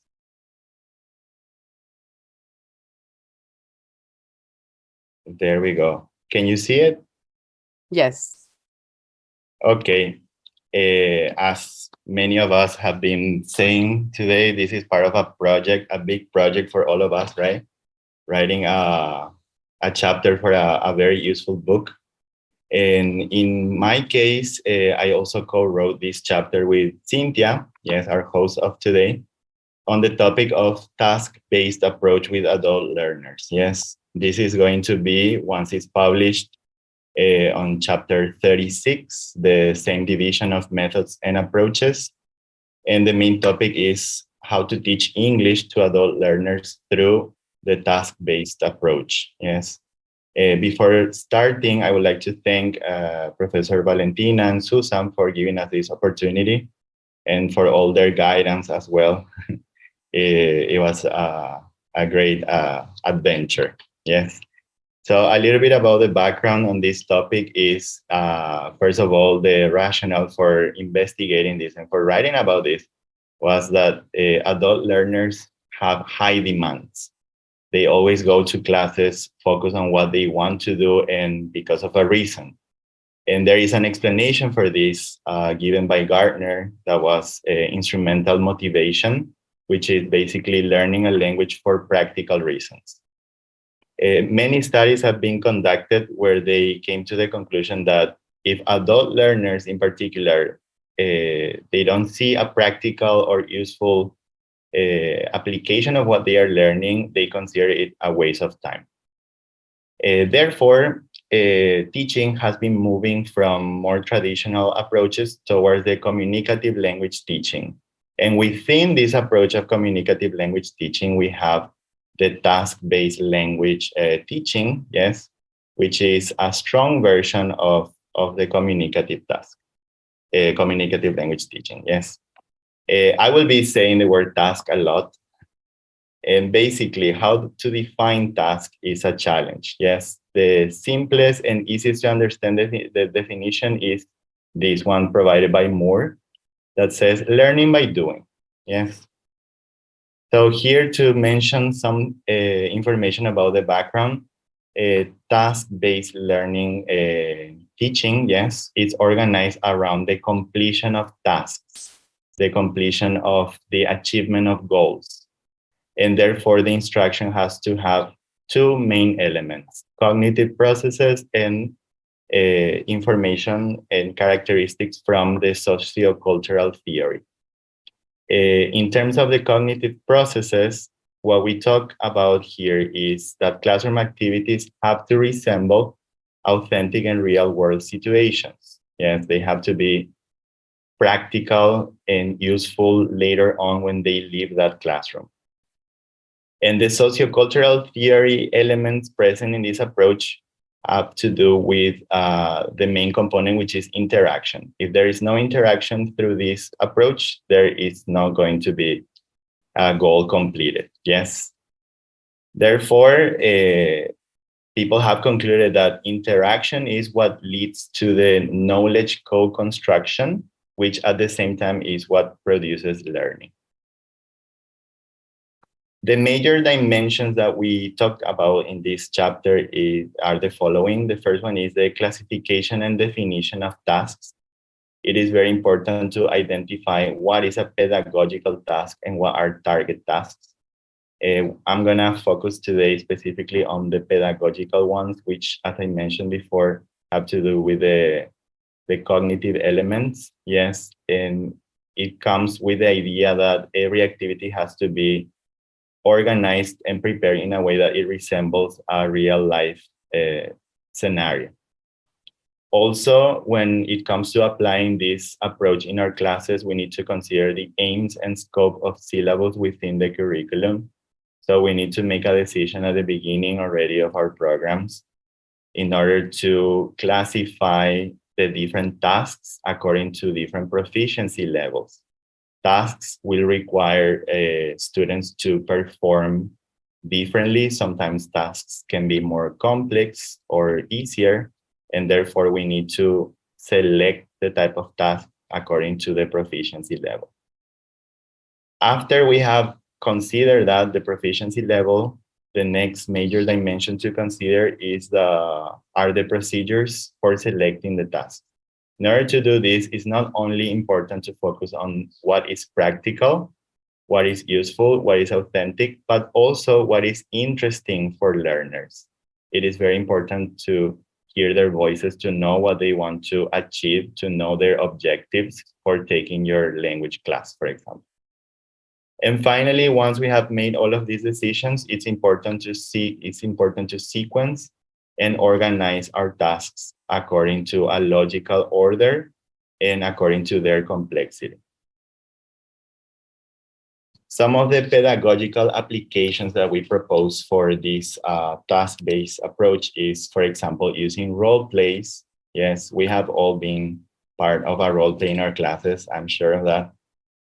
As information gap activities. Yes, one main characteristic of the approach is that we need to have and push the students to fill the gap in their knowledge, so they realize that they are missing something and that they need that to communicate. Our role play as an information gap activity can really help us doing that, because through a simple exchange of requesting and providing information between students A, B, and sometimes C can help us push that interaction and that communication. At the beginning through a more controlled environment, but later on through a more free practice, we can definitely encourage the application of these tasks and the completion of a goal. Some examples can be, for instance, the exchange between a doctor and a patient, a librarian and a student at a new school, a flight attendant and a passenger. Yes, all of these type of activities require the students to role play and to obtain and request information from their peers. Another important pedagogical application where we can take advantage of tasks are solving problems and negotiating type of exercises. When we do these type of exercises, the typical who would you save, or which hotel is the best one for this person, or what is the best solution to this problem, etc. We are fostering creativity from students, yes, and also critical thinking. And not only that, not only they have to solve a problem, but also they practice very important life skills such as turn taking, expressing their opinions, making decisions, and negotiating solutions. And as mentioned by Cynthia in the other chapter, yes, in the ESA chapter, it's important to structure our classes, yes, and a PPP approach, or how people would like to call it in this task-based approach, is pre, within, and post organization. Yes, it's the most successful way to do it. Not only because it keeps the class more organized, but also because it promotes scaffolding. And we are going little by little to the next step, maybe from a more controlled practice, from providing an example, to giving them the opportunity to adapt the role play or the activity we're working with, to finally producing something on their own, yes, with all the previous input. Some of the key concepts to remember about this chapter is that activities and tasks are not the same thing. Yes, not necessarily the same thing. Completing a task may include several activities. Yes, so that's a key concept to have in mind. Of course, after reading our chapter, we explain that a little bit more. Yes, it is important to focus on meaning instead of on the grammatical structures, and also to reflect real world scenarios as much as we can within that classroom. We need to find a way to fill in a gap in learners' knowledge. And as teachers, we have the job of pushing them to fill that gap, right? for example, through an activity where they need to interact by putting them in the correct setting, I would say. It is very important, if we are working under this approach, to select and sequence our tasks appropriately. Yes, and as I just mentioned, consider the before, during, and after activities while implementing a task. For the discussing and taking action part of the chapter, we propose ideas where students need to think, for example, the type of tasks that will truly maintain engagement, yes, which is sometimes difficult to maintain in our classrooms. Also, the question on how to deal with learners' anxiety. Yeah, sometimes students feel the pressure and they don't want to perform, they don't want to carry on with the task. What are some techniques that we can implement in order to deal with their anxiety? And the issue of focusing on grammar. Will that be an advantage or a disadvantage? The task-based approach proposes an approach focused mainly on the meaning, not on the form. Yes. In order to take action, we encourage people to elaborate a task-based lesson plan.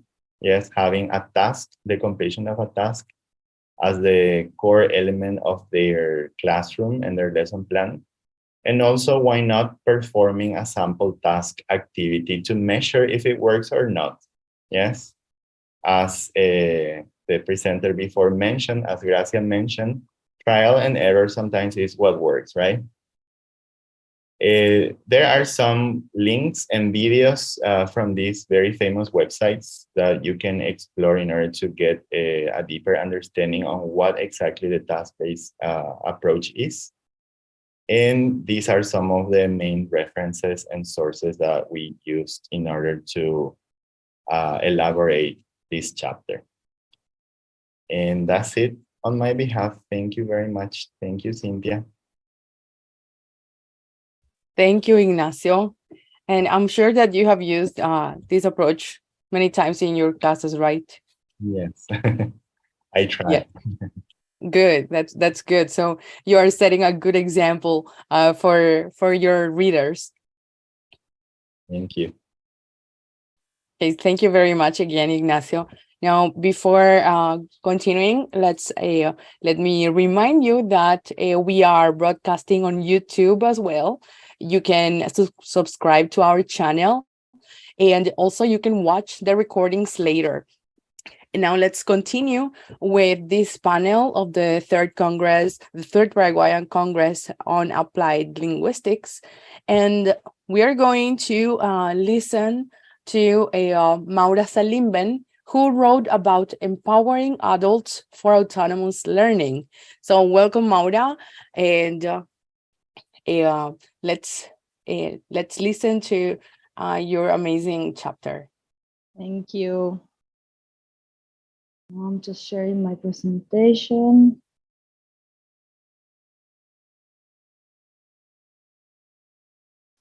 Okay, can you see the presentation?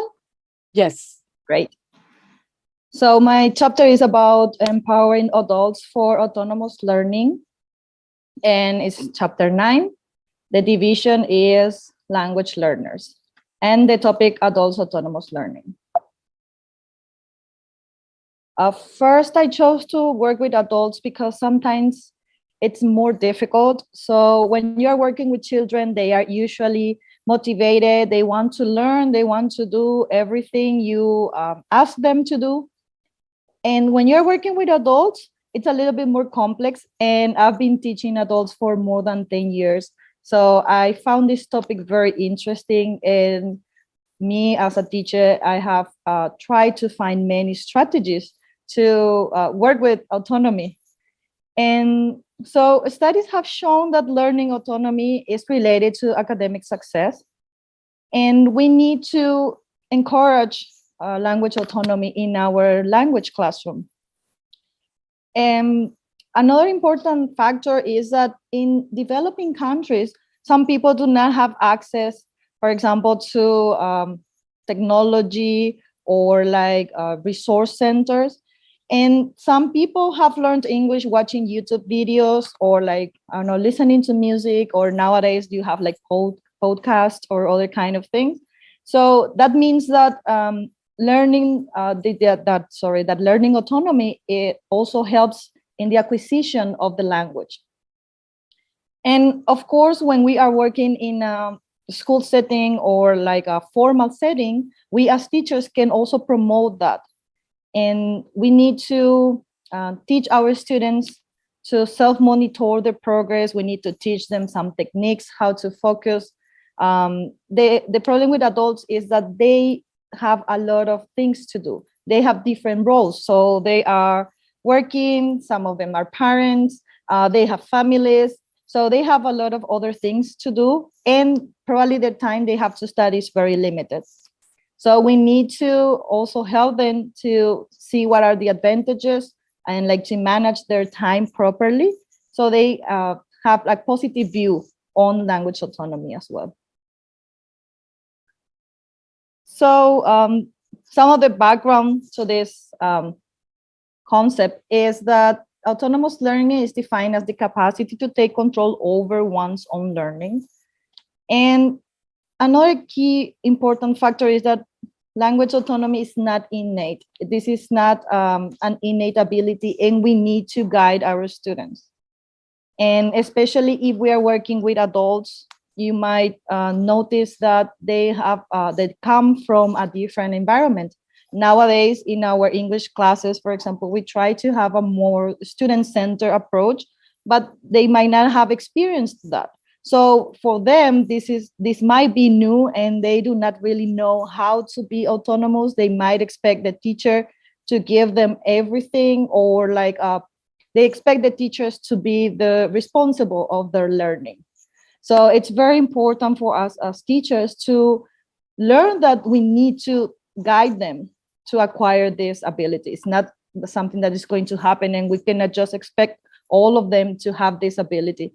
I'm sure that because it has happened to me, that I have had some students that they already know how to do it, and they will tell you, teacher, I watched a video about this last time, but it's not the case for everyone. I mean, not every student will come to you and tell you, what else can I do to improve my English? And that's why we also can assign them some activities that assist them with weighing the cost-benefit outcomes among various activities offered as learning opportunities.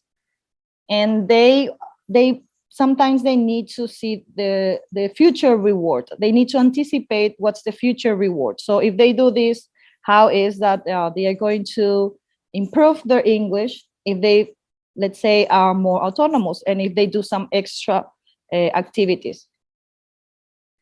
So we have three major dimensions. One is the learner factors. So the learner's attitude toward the learning process is very important. So they need to be motivated. They need to see that they want to learn, or that they are making progress. If they are not motivated, everyone knows that they will not learn. So we have to be with them and try to show them the good things that are happening. Sometimes they feel maybe overwhelmed, or they feel that they cannot do it.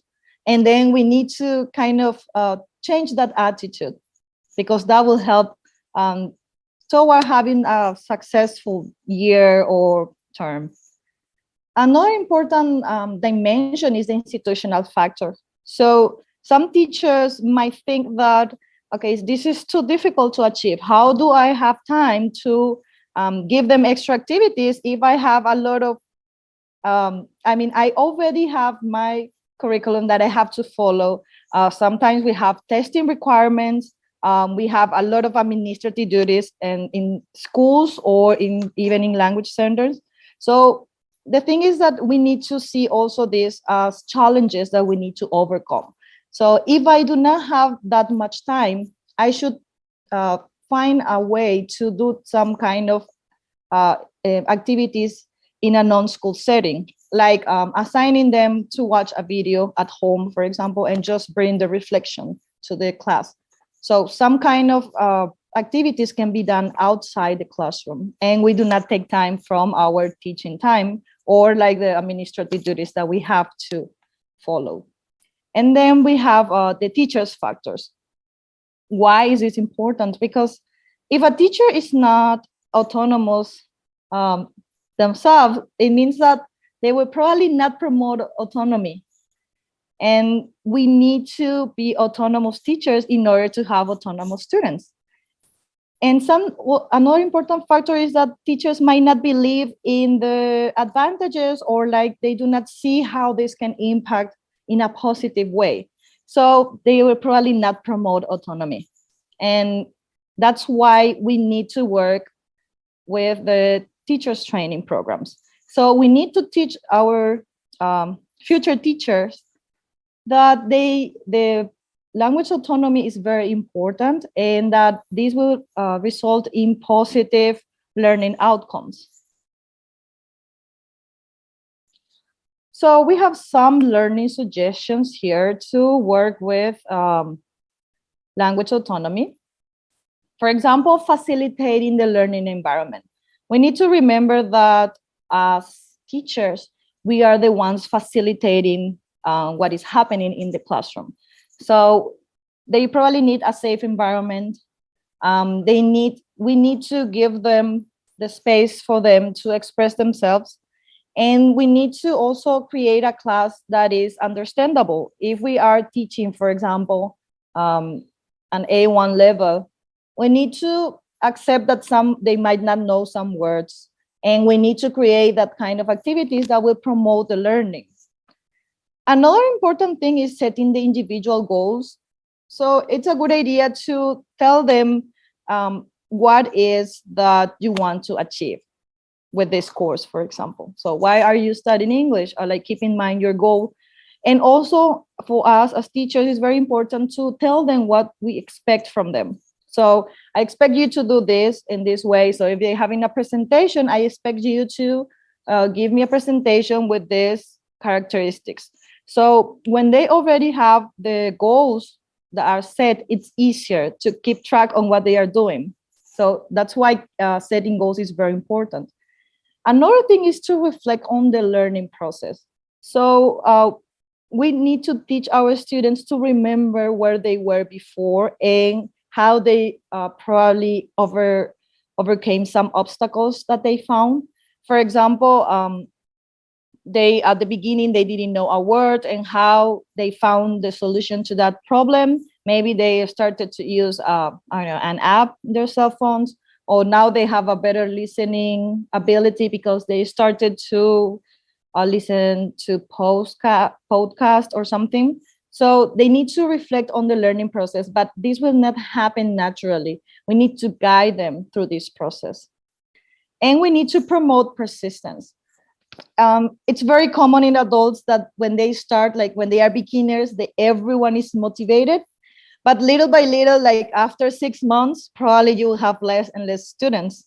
So it's very important for us as teachers to promote this in the classroom. And we need to be like motivators at the same time, like remind them why they are here and what they have achieved. Like 6 months ago, you couldn't say this word, and now you can say this word, or like a whole sentence. You didn't understand a word in English. Now you are like having some short presentations in English. So with that, we promote persistence. And also maintaining interest, it's very important. So when we work with topics, like, for example, current topics, what is happening in the world, everyone is talking about that. So maybe some readings related to that, some videos, and then we discuss those things in the classroom. So these things also promote autonomy because they want to know more. So they are probably going to go and research about this topic and then bring it to the class because they want to discuss about this current topic or something that is interesting for them. So our key concepts, what is that you need to remember? That learning autonomy is the capacity to take control of one's own learning, that teachers have great influence on their learners' autonomy, and that this is not an innate ability, it must be acquired and practiced in the classroom environment, even with adult learners. And activities that promote learning autonomy might require more time from the teacher, but they can lead to positive results. Of course, it will take some time from us to plan what we are doing in the class. And some ideas to discuss are like when you are learning a language, let's say when you were learning English or another language, for example, what activities you recall that helped you at independently developing your language skills? You can think of technology, what technology you can use to promote language autonomy in the language classroom. And also an important and probably a very recommendable thing to do is to write a reflective journal to analyze your progress as a student. And these are some websites where you can find more information. Some of them are like blogs written by teachers from the TESOL community from all around the world.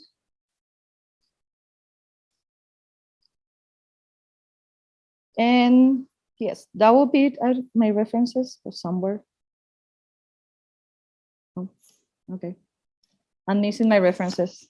I don't know where it went. Thank you. Thank you very much, Maura. Well, that was amazing. We really must look forward to empowering adults to learn on their own. Of course, we want that too with all learners, but adults are a different and a very loved group of students that we have. So thank you very much for sharing that with us, and we're looking forward to reading your chapter. And now let's continue with this panel.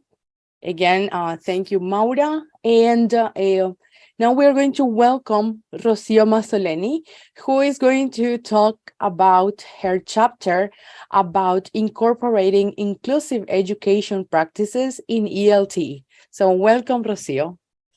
It's a pleasure to have you here. Thank you, Cynthia, and thank you for being here, for listening to me. And as I said, what was my inspiration for this chapter? Basically, to share a little bit of what I do, because in this chapter, I start with some of the inclusive practices and what I do. So, of course, there is the topic is very diverse, I would say, and we will understand what I mean with the word diverse, because maybe we can use a different word, but let me see if this works. Okay, so can you all see my screen? Yes. Okay, thank you. So as my chapter is incorporating inclusive education practice in ELT, and is a part of the book that is going to be launched, and this article is in chapter 19 in the same division that we were listening to very interesting talks now, context for teaching and learning, and the topic is education, incorporating inclusive education practices in ELT. So how will I introduce this topic? There are many definitions, and every year we find a new definition. So now I'm just going to mention what is the working definition that I'm going to use. And of course, there are many ways of defining these practices. I am going to focus on academic or cognitive learning difficulties, because first of all, is what I typically find in the class. We will also briefly mention the other types of difficulties that we might find in the class, okay? And of course, I encourage you to read more, to find more. And as I said, inclusion is very ample. So what is my working definition, or what basically what is that I'm going to consider? And a learning difficulty, okay, is a disorder in one or more of the basic psychological processes involved in understanding or in using language, spoken or written, which may manifest itself in an impediment, ability, or to think, spell, or do mathematical calculations, okay? This is the definition that I'm going to use, okay? And this is, in a way, is taken from probably the declaration of, or it was included relatively recently in 90,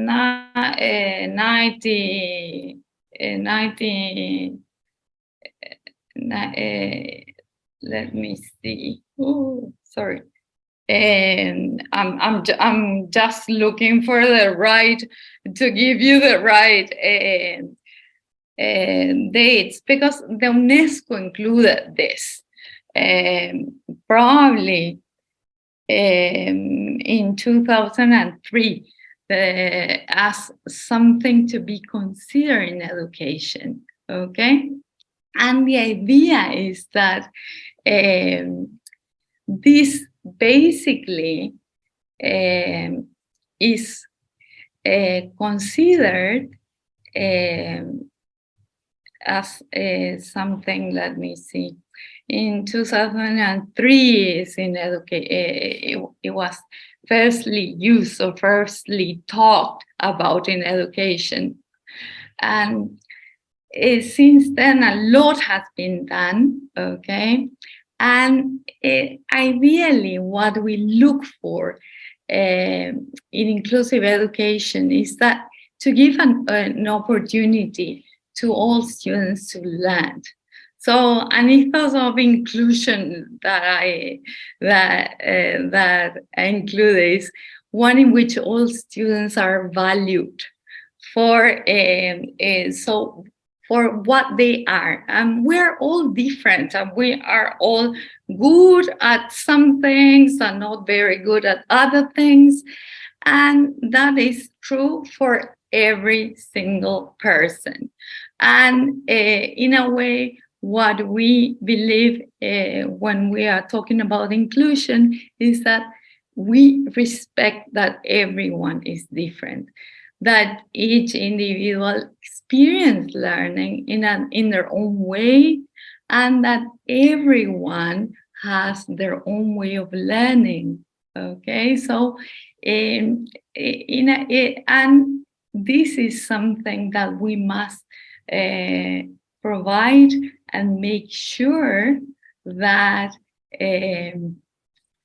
we live by this in our classes, okay? So the idea is that everyone is given an opportunity to learn at where they are, at their stage, okay?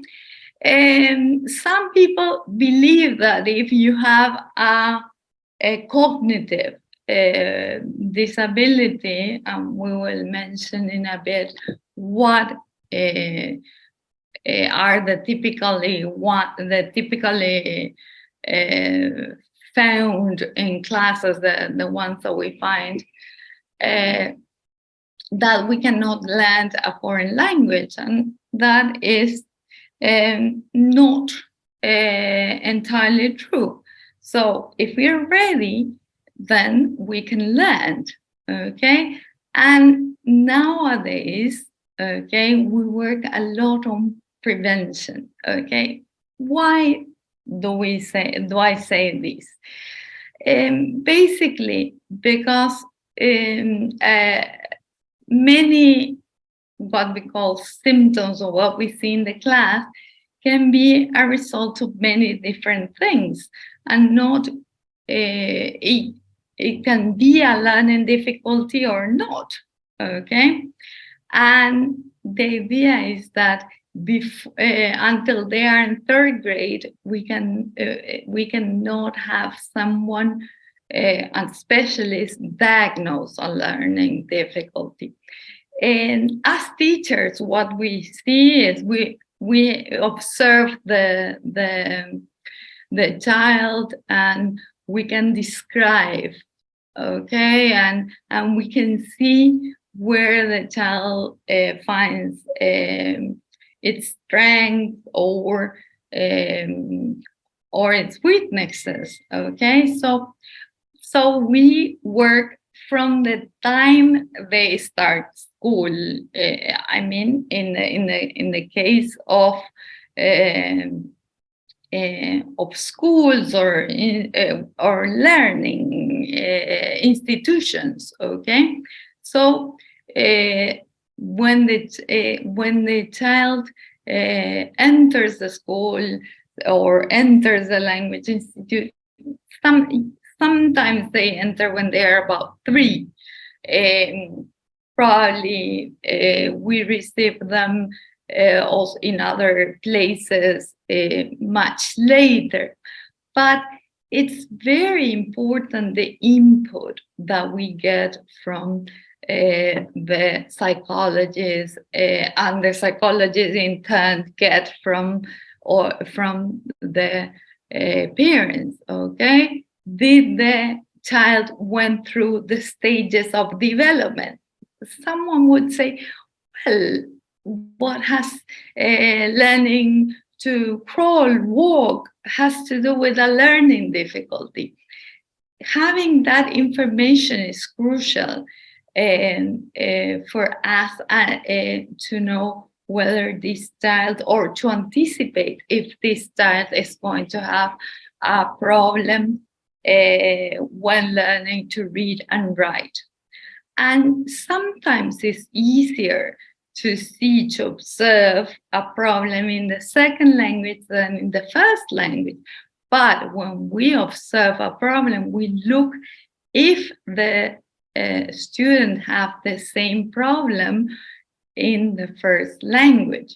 Of course, it's faster if the child acquires the ability or the skills in the first language and then transfer to the second language. And this is also true for a cognitive case. What are the types of learning difficulties we usually find in a class? And we usually find they are not the only ones. I'm just mentioning the typical ones. Probably dyslexia is the one that we see a lot, and Asperger's syndromes, various stages or differences in the way a child manifests this. Okay, we are all different. So also when we have a learning difficulty, this is not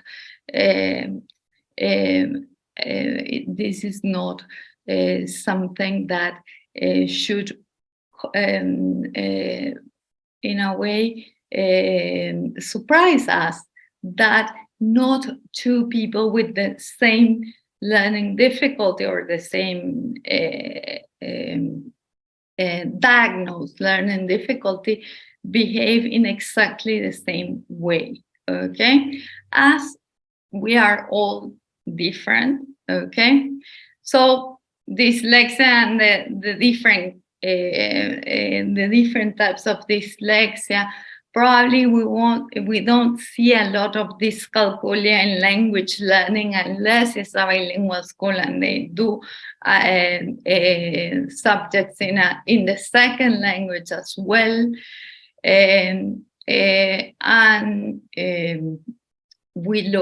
We see a lot of ADD or HAD. Children have difficulty to stay, to work on their own, to stay in their places. They learn better when they move. Okay, so there are different ways of learning and ways in which the learning difficulties manifest. Okay, and sometimes they may be confused. Okay, it may or might not be a learning difficulty, a cognitive learning difficulty.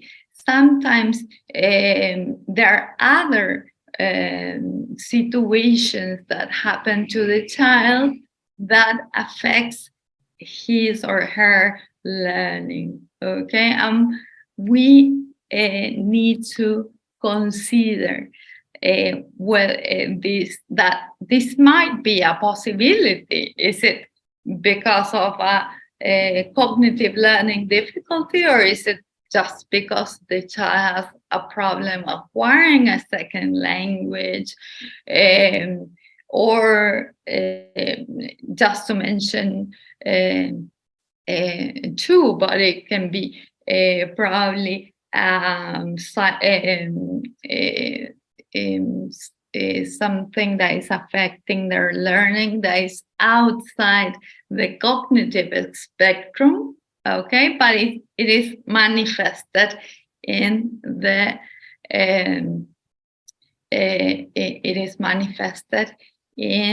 area of learning or acquiring a language. So is that really important for us teachers to know what specifically the child have? Sometimes we can say, well, in order to cater for the students' needs better and to plan the way I'm going to assess the student, I could say that it could be helpful, but it's not a priority. We can still do it, do our classes or prepare our classes, having into account all of our students. As language teachers, we normally do have some mixed ability classes. Okay, students that are good at certain things and they are not so good at others. So we need to focus on giving these students strategies. Why do I say this? Because we basically, the student will learn a strategy to survive, okay? But it's the same thing when we are learning a language. It's like, how do we consider a good language learners use these strategies? So I'm going to share this. I'm going to see what strategies my learners are using. So maybe I can include some successful strategies that will help them to cope with the difficulty that they have. And when I'm planning their assessment, we need to be fair. So what is the meaning of being fair?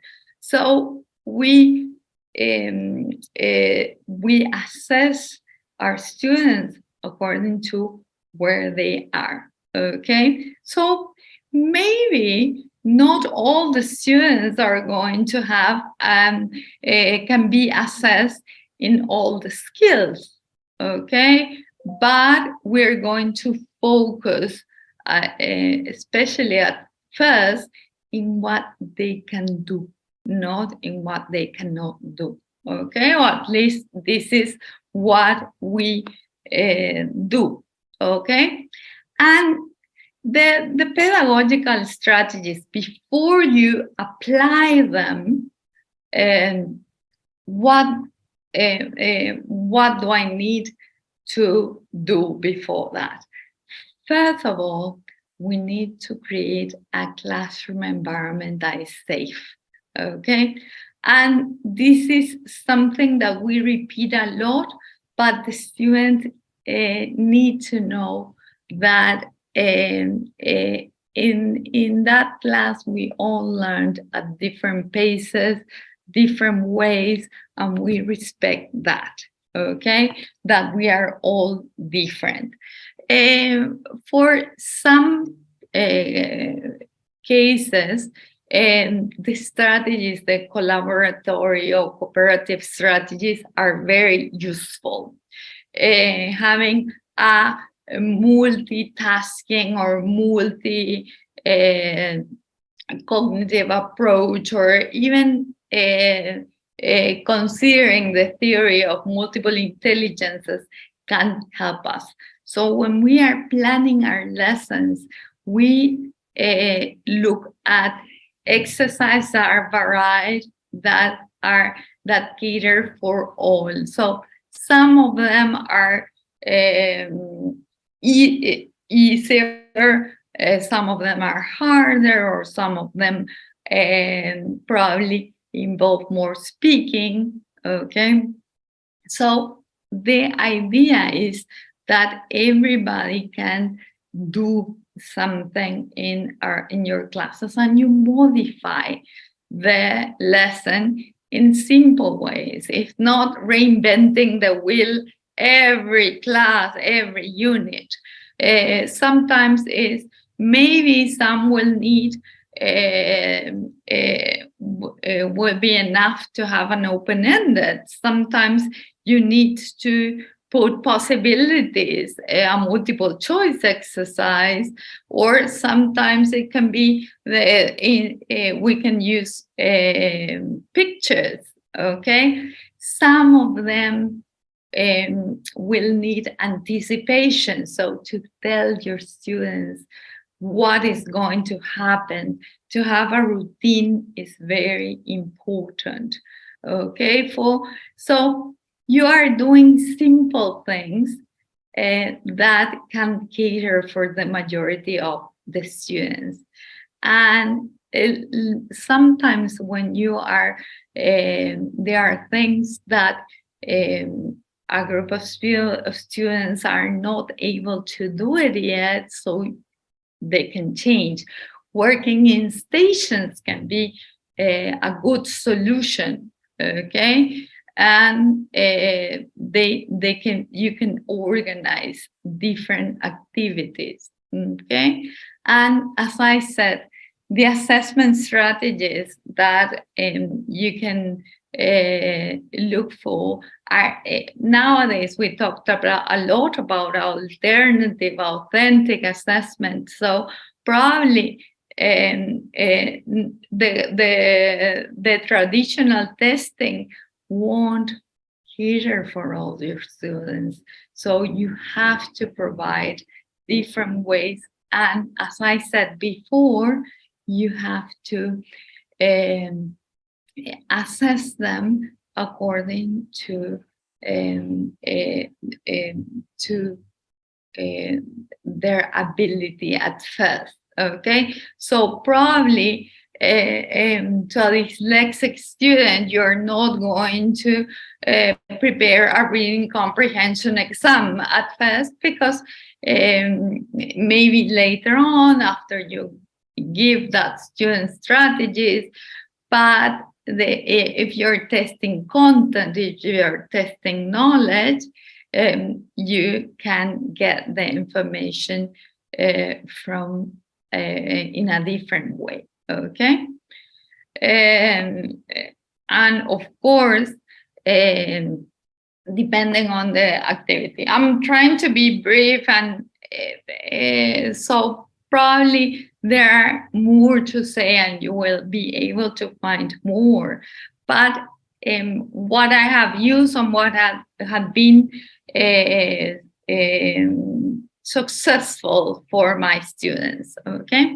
And Michael D'Alosio said that language teachers can provide accessible inputs for everyone, differentiating tasks and materials so that every learner can be involved. And I actually agree from experience, okay? And what do we need to remember, okay? First of all, the most important thing is to build a positive relationship. And you will see that even your students, all your students will be very protective and will understand. So when you are making differences, when they are learning, and they will help each other.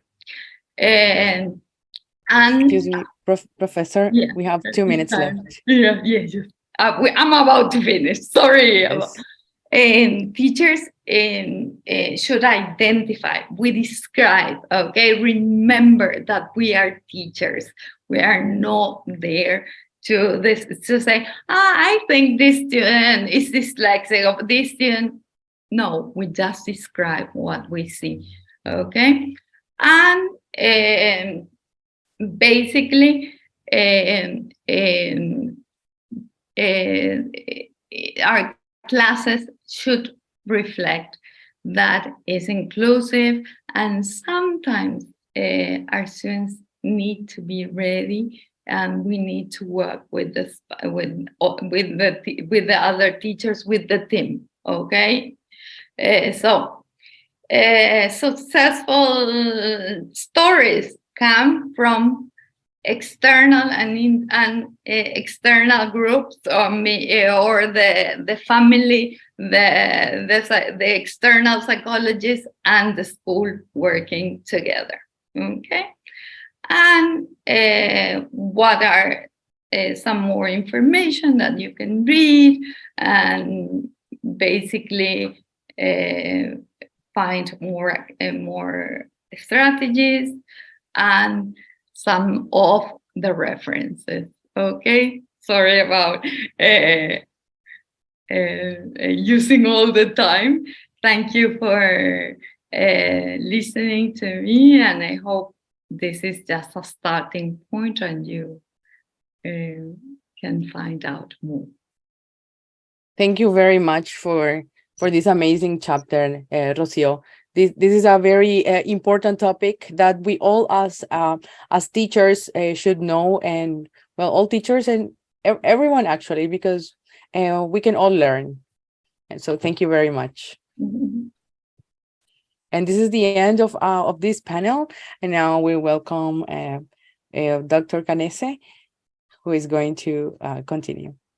Yes, before we go, I would like to invite all of the colleagues here to stay for the presentation of the book that we will have in a few minutes.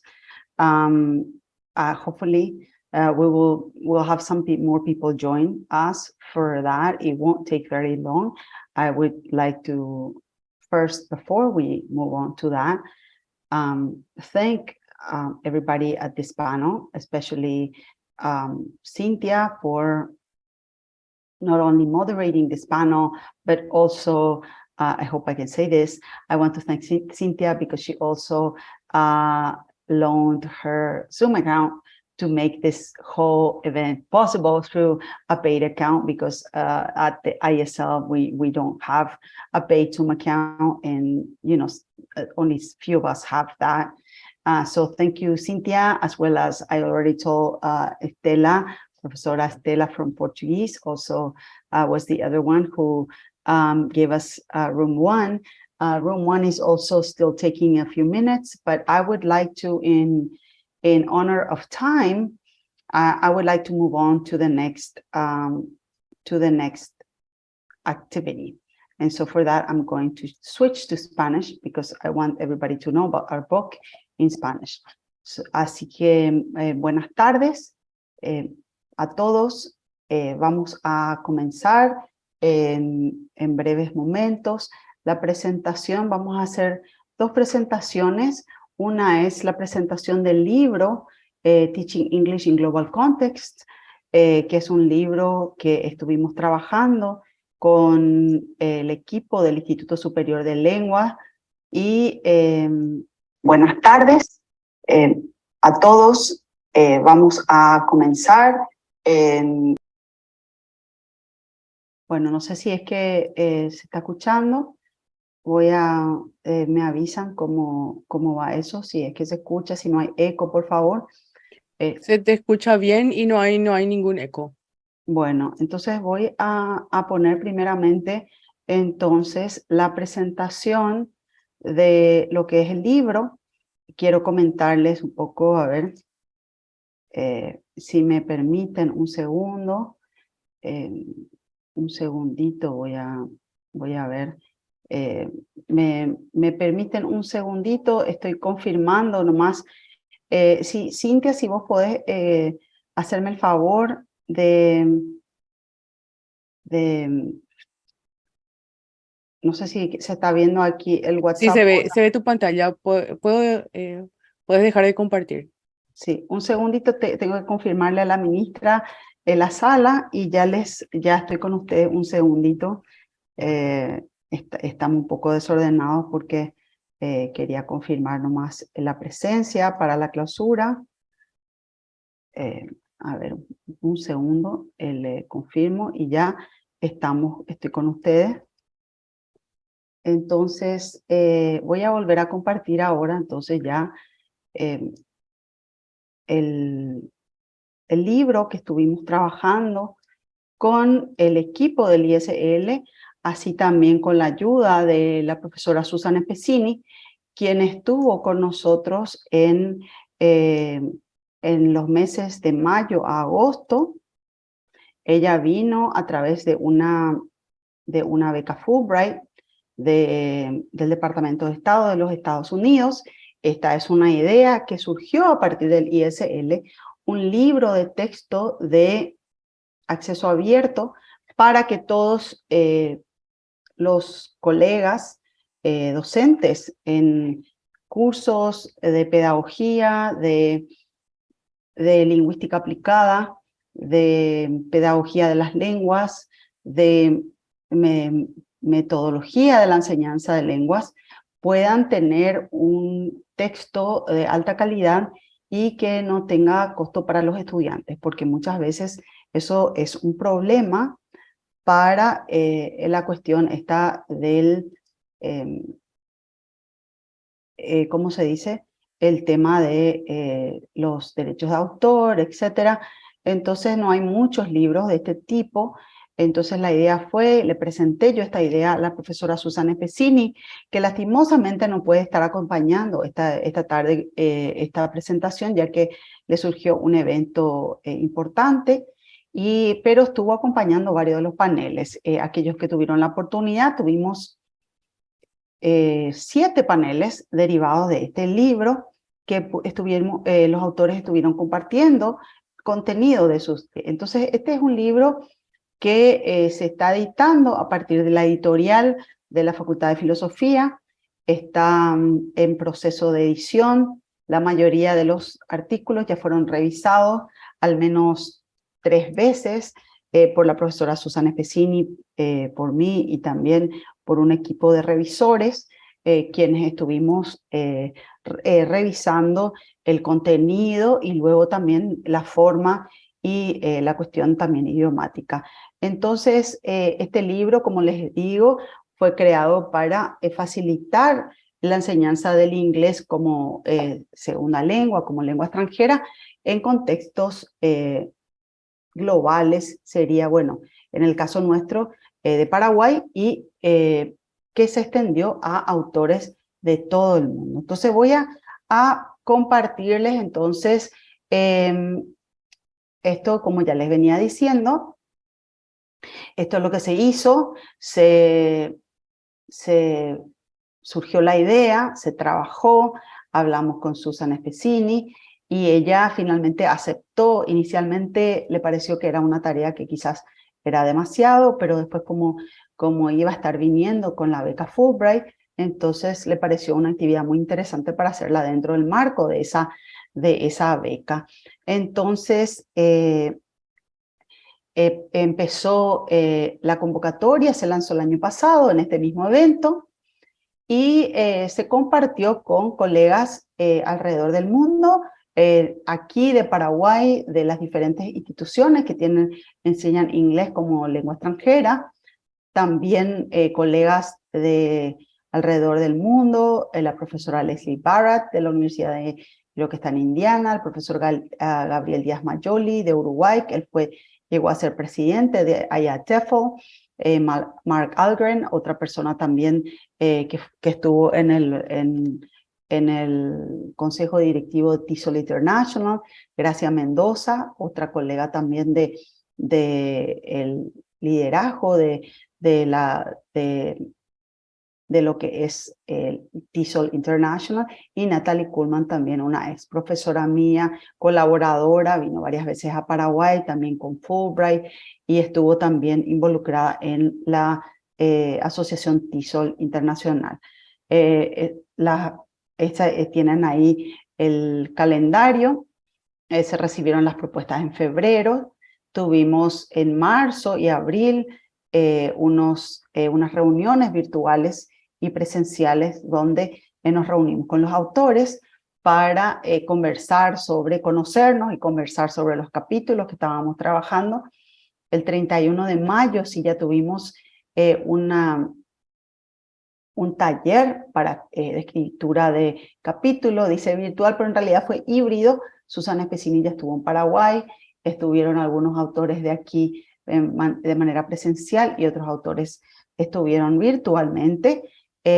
Luego Susan estuvo por aquí trabajando en eso, dio un par de charlas y desde junio hasta noviembre estuvimos trabajando en las revisiones tanto de contenido como de forma y de estilo.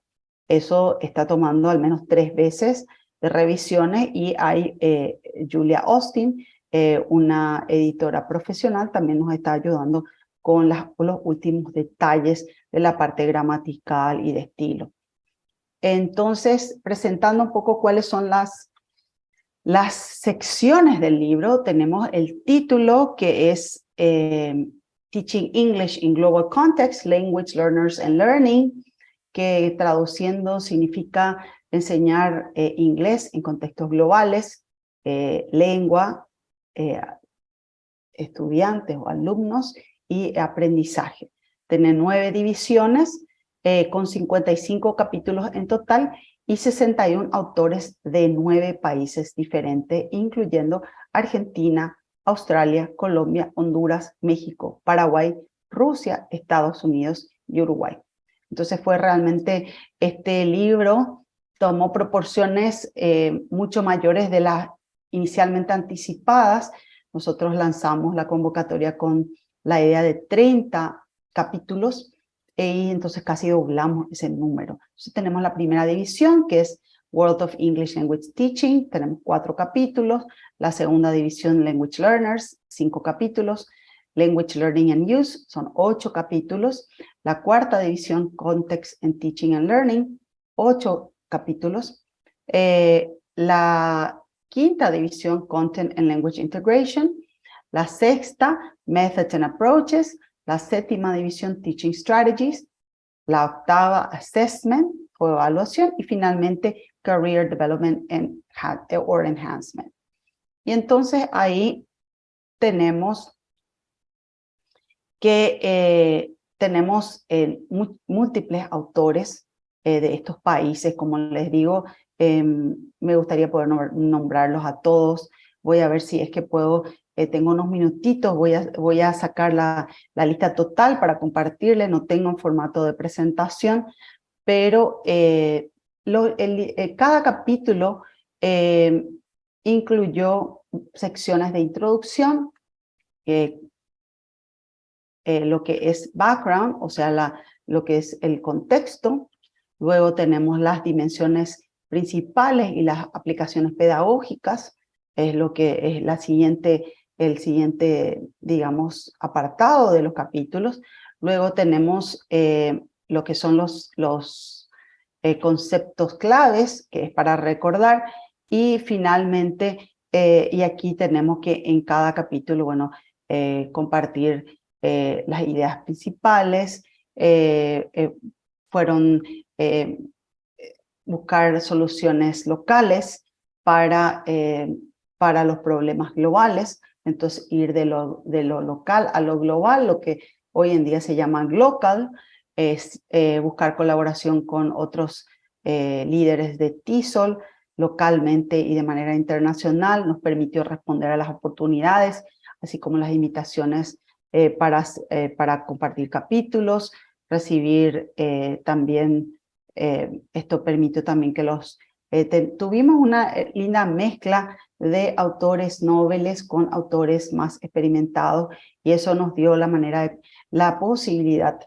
de compartir y de que editores y autores más experimentados puedan guiar a aquellos que todavía no tenían experiencia. Algunos de los que presentaron sus trabajos en el transcurso de esta conferencia, de este congreso, así lo indicaron. Luego también aprovechar los beneficios de Creative Commons y finalmente seleccionar los capítulos para usar en las universidades o institutos superiores. Actualmente nosotros tuvimos también un panel de un curso de actualización para docentes de lengua inglesa del Ministerio de Educación y Ciencias, y lo que queremos hacer es buscar financiamiento para poder también sacar una edición. Este libro va a ser en formato ebook electrónico, que todos van a tener acceso, pero queremos buscar también la manera de poder imprimirlo y facilitarlo a aquellos docentes, sobre todo de las escuelas públicas, quienes necesitan también este tipo de materiales. Este libro también ya se ha compartido en la Conferencia Internacional de TESOL en Pittsburgh. Va a ser nuevamente compartido más profundamente en marzo de 2023 en la siguiente conferencia TESOL International, en la conferencia de Paraguay TESOL. También se ha compartido la experiencia de este libro con otros líderes de Latinoamérica. Tenemos otra invitación también de una conferencia en Rusia. Entonces estamos compartiendo esto con los colegas, ya que como vieron, tenemos colegas de todo el mundo. La siguiente, acá tenemos, esta es la sección de preguntas y maneras de accionar para que nuestros estudiantes también puedan tomar acción, poder hacer proyectos aplicados. En todos los capítulos tiene esto. Finalmente, Expanding Further es para reflexionar. Tenemos aquí una sección donde se comparten recursos y nosotros podemos reflexionar sobre la capacidad o las ganas de colaborar de manera global, especialmente con las afiliadas a TESOL International. Existen numerosos beneficios luego de un año entero dedicado por los autores a editar este libro. Hay un montón de otras posibilidades que se abren, puertas que se nos abren, por ejemplo, para la investigación a partir de la aplicación de este material en las aulas. Podemos ver de qué manera este tipo de publicaciones contribuyen a una mejor formación de nuestros docentes, de nuestros futuros docentes. La profesora Susana Espesini también contó que quiere hacer el año que viene ya vuelve con su Fulbright y va a estar trabajando con los autores sobre el proceso que tuvimos para la realización de este libro. Y bueno, finalmente tenemos una sección de referencias. Aquí les compartimos la referencia, cómo se va a ver. esperábamos por lo menos que salga con fecha 2022. Posiblemente no lleguemos a sacarlo hasta fines de diciembre. Estamos esperando las últimas ediciones de los capítulos. Si no lo sacamos en diciembre, lo estaremos sacando en el primer mes de 2023 y ya saldría con fecha 2023. Entonces, quisiera yo aprovechar este momento para agradecer a todos aquellos, ¿verdad? Y voy a dejar de compartir esto un segundito para ver si puedo encontrar la lista de todos nuestros autores, puesto que creo que es importante compartir con todos los nombres de nuestros autores. Aquí tenemos, y lo voy a tener que hacer desde un documento de Word, así que me van a disculpar que no sea lo más amigable para Zoom, pero son muchos autores y es mucho, pero no quiero dejar de reconocer a todos aquellos quienes han colaborado con nosotros en este trabajo. Entonces, como pueden ver aquí, en la primera división tenemos a Susan y a quien les habla con la introducción. Luego tenemos Leslie Barrett con Diversity of Global Englishes, Remigio Díaz con Diversity of English Classes, Brian Meadows con Humanism in English Language Teaching, Stephanie Montiel con Building Relationships with Learning Language Learners, Gracia Mendoza con Supporting Learners Social Emotional Learning, Mónica Gandolfo, Beatriz Damiani y Laura Caperochipe con Embracing Young Learners, Vicky Arisa Pinzón con Teaching and Engaging Adolescent Learners, Maura Salimben con Empowering Adults for Autonomous Learning, Harshini Lawani, Building Language Awareness, Silvia Terol y Jessica Amarilla, Using Social Media to Enhance Language Awareness, Carla Fernández con Explicit and Implicit Learning in Second Language Acquisition, Heather Kaiser con Designing Learner-Centered Classrooms to Promote Active Learning, Cristina Sandy con Promoting Thinking Skills to Enhance Language Learning, Kaylin Liu y Julie Choi de Australia, Exploring Meaning Through Translanguaging Practices, Aida Romachenko, Incorporating Interjections to Facilitate Conversational Flow, Christian Christoffel, Providing Feedback on Learners' Language Output, Remigio Díaz, nuevamente, Teaching English in Different Contexts, Rocío Mazzoleni, Incorporating Inclusive Education, Becky Crosby y Diana Carter con Creating ELT Classroom Community, Gracia Mendoza, nuevamente Connecting Students' Interaction with Classroom Management, Ken Buckley S., Strengthening Communication Through Classroom Discourse, Holly Hubbard, Amanda Foss y Chad Strong con Integrating Technology in Language Classrooms, Julia Gretseva y Elena Siriaknova, Teaching Virtual and Hybrid Classrooms, Harshini Lawani, nuevamente Preparing to Teach Through Effective Lesson Planning. Me disculpan, pero quiero nombrarles a todos, así que estamos ya cerca, ya estamos a la mitad. Alberto Roca, Counterbalancing Content, Fernando Esquivel, Implementing Gamification, Stael Rufinelli, Carolina Ortiz, Teaching Young Learners Through Authentic Literature, Carolina Ortiz y Matthew Baki, Using Theater to Teach English, Otoniel Carrasquiel, Incorporating Music in the ELT Classroom, Silvia Terol, Using Translation and Interpretation, Clara Onatra y Sandra Palencia, Major ELT Trends in the 20th Century, Nicolás Dantas, Current Approaches in English Language Teaching, Gabriel Díaz Mayoli, Alternative Approaches, Valentina Canese, Inquiry-Based Teaching, Ignacio Jiménez y Cintia Rolón, Task-Based Approach, Cintia Rolón e Ignacio, Engage Study Activate, Catherine Davis, Josephine Prado and Julia Austin, Sociocultural Approach to Teaching Grammar, y luego tenemos Strategies for Teaching Listening, Speaking, Reading, Writing, Integrated Skills, Pronunciation and Vocabulary, y voy a nombrarlos en orden: Elena Núñez, Susana Espesina, Cini, Elena Kurikova y Melinda Harrison, Lynn Fuller, Susan Espesini y Gwyneth Dean Fatnach.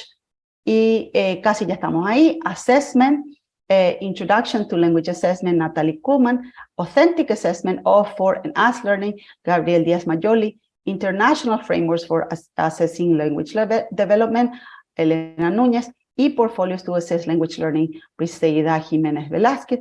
Y finalmente, Career Development, tenemos Developing Intercultural Competencies, Listet Rojas Barreto, Jairo Enrique Castañeda y John Eduardo Mosquera. Observing in the Transformative Teaching Process, Verónica Sánchez y Jonathan Puon Castro. Becoming a Reflective Practitioner, Valentina Canese. Doing Research, Araceli Salas. Promoting Collaborative Professionalism, Diana Pineda. Y finalmente, Building and Engaging with Your Professional Community, Mark Albrecht. Bueno, entonces, con eso, les agradezco a todos su atención. Realmente es para nosotros una gran alegría y un honor poder presentarles este trabajo. Esperamos que pueda estar ya disponible muy brevemente. Vamos a estar comunicando a través del sitio del Congreso, a través del sitio del ISL, a través del sitio de la editorial del Instituto Superior de Lenguas. Y bueno, no sé si hay alguna pregunta, porque luego voy a compartir brevemente las convocatorias de la revista Ñemitigrán.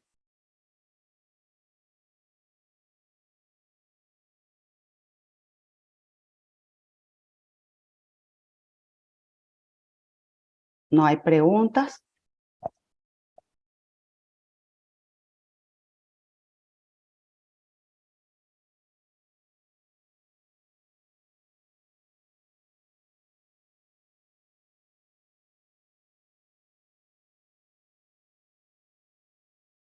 Bueno, entonces les voy a compartir, quiero que quede esto, por eso déjenme poner la presentación.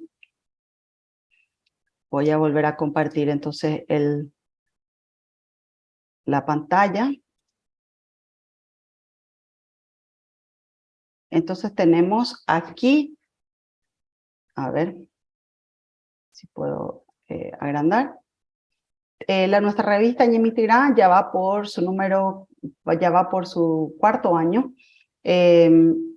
Tenemos abiertas 4 convocatorias. Tenemos ahora, si para aquellos que aún no la conozcan, el sitio está alojado en el sitio de revistas científicas de la UNA. No sé si está con nosotros el profesor Caballero o alguien de más que estaba, creo que no. Entonces, está en el sitio de revistas científicas. Voy a compartir con ustedes el sitio y las indexaciones. Tenemos aquí un link acortado para aquellos que están mirando y quieran copiarlo. También en la próxima página. A ver. Tenemos un QR donde pueden acceder también a la página de la revista. Entonces, no sé qué pasó acá, hay un error pero ya no tenemos tiempo, le falta la L al aquel. Entonces las convocatorias que tenemos abiertas ahora mismo son, yo quería compartir con ustedes el sitio de la revista, pero les comparto primero las convocatorias. Tenemos los artículos de este congreso. Vamos a enviarles un recordatorio a todos los autores, a todos los ponentes, que nos pueden enviar artículos hasta el 15 de diciembre para que salgan el próximo número, que sería ya todavía con fecha de diciembre de 2022. Y luego tenemos una segunda convocatoria para el 15 de febrero, que estaría saliendo ya para abril de 2022. Tenemos actualmente 3 números especiales que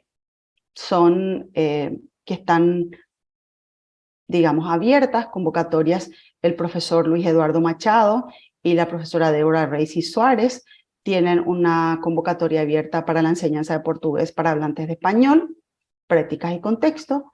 La profesora Estela Mari que está cerrando la convocatoria o sea, el panel en la sala 1 para unirse a nosotros, tiene otra convocatoria sobre lexicología, lexicografía, enseñanza de léxico. Y tenemos una nueva convocatoria. Entonces, mientras esperamos, no sé si se van a unir los colegas, voy a salir de la pantalla completa, voy a compartir el sitio de la revista para que puedan ver. Este es el sitio, como ven aquí, revistas científicas de la UNA. Este es nuestro último número, el actual, el que salió en el mes de agosto.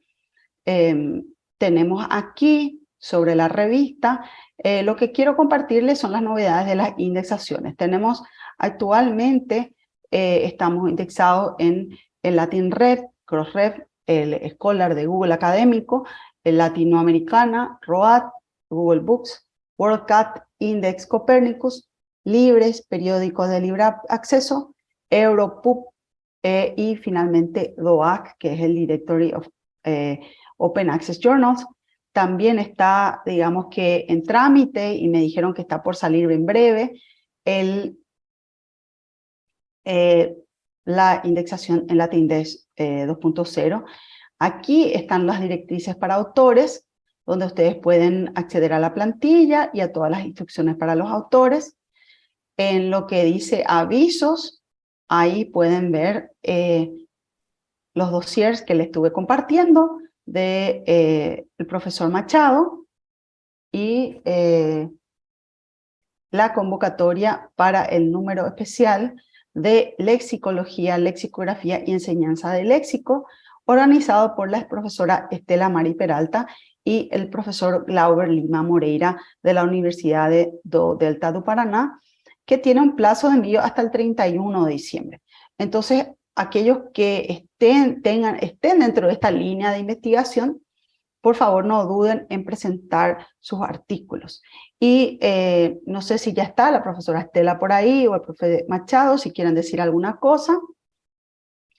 Lo que sí quisiera terminar aquí con, a ver si puedo volver a ver acá, este es el de la revista, la nueva convocatoria que tenemos, que es la convocatoria del número de Prosodia, Variación Lingüística, editado por los colegas Ainzane Echevarría y Juan Abasolo de la Universidad del País Vasco, que se va a abrir el 1 de diciembre y va a ir hasta el 18 de mayo con una entrega de propuestas de artículos al 28 de febrero, que va a salir publicado en el número de julio del próximo año.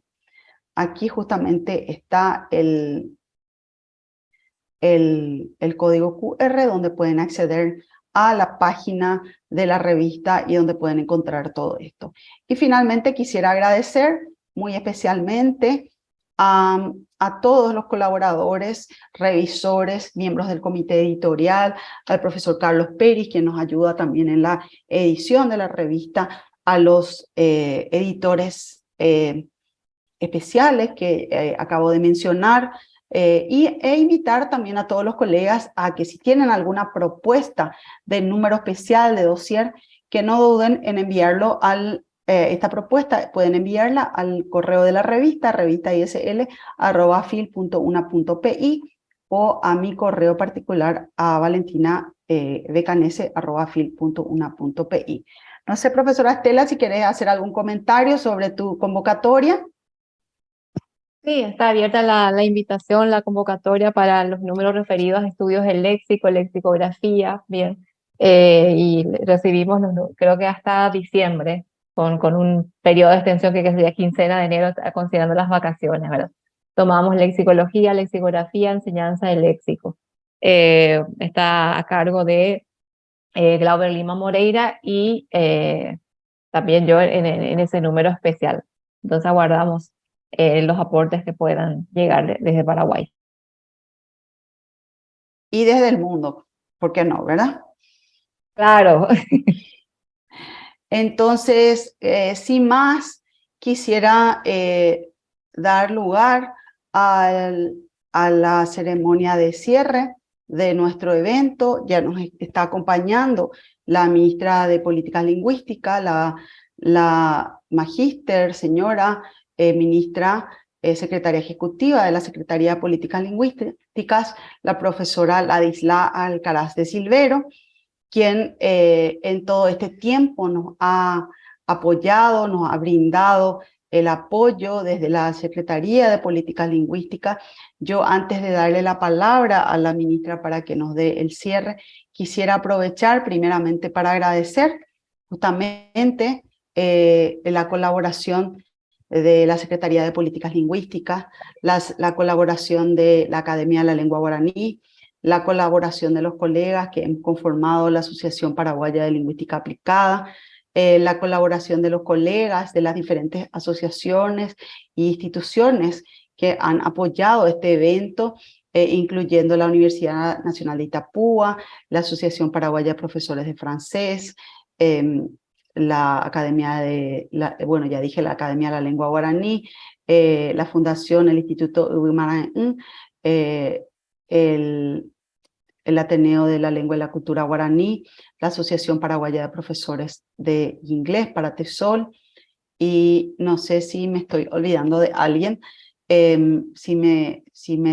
aquellos que están viendo el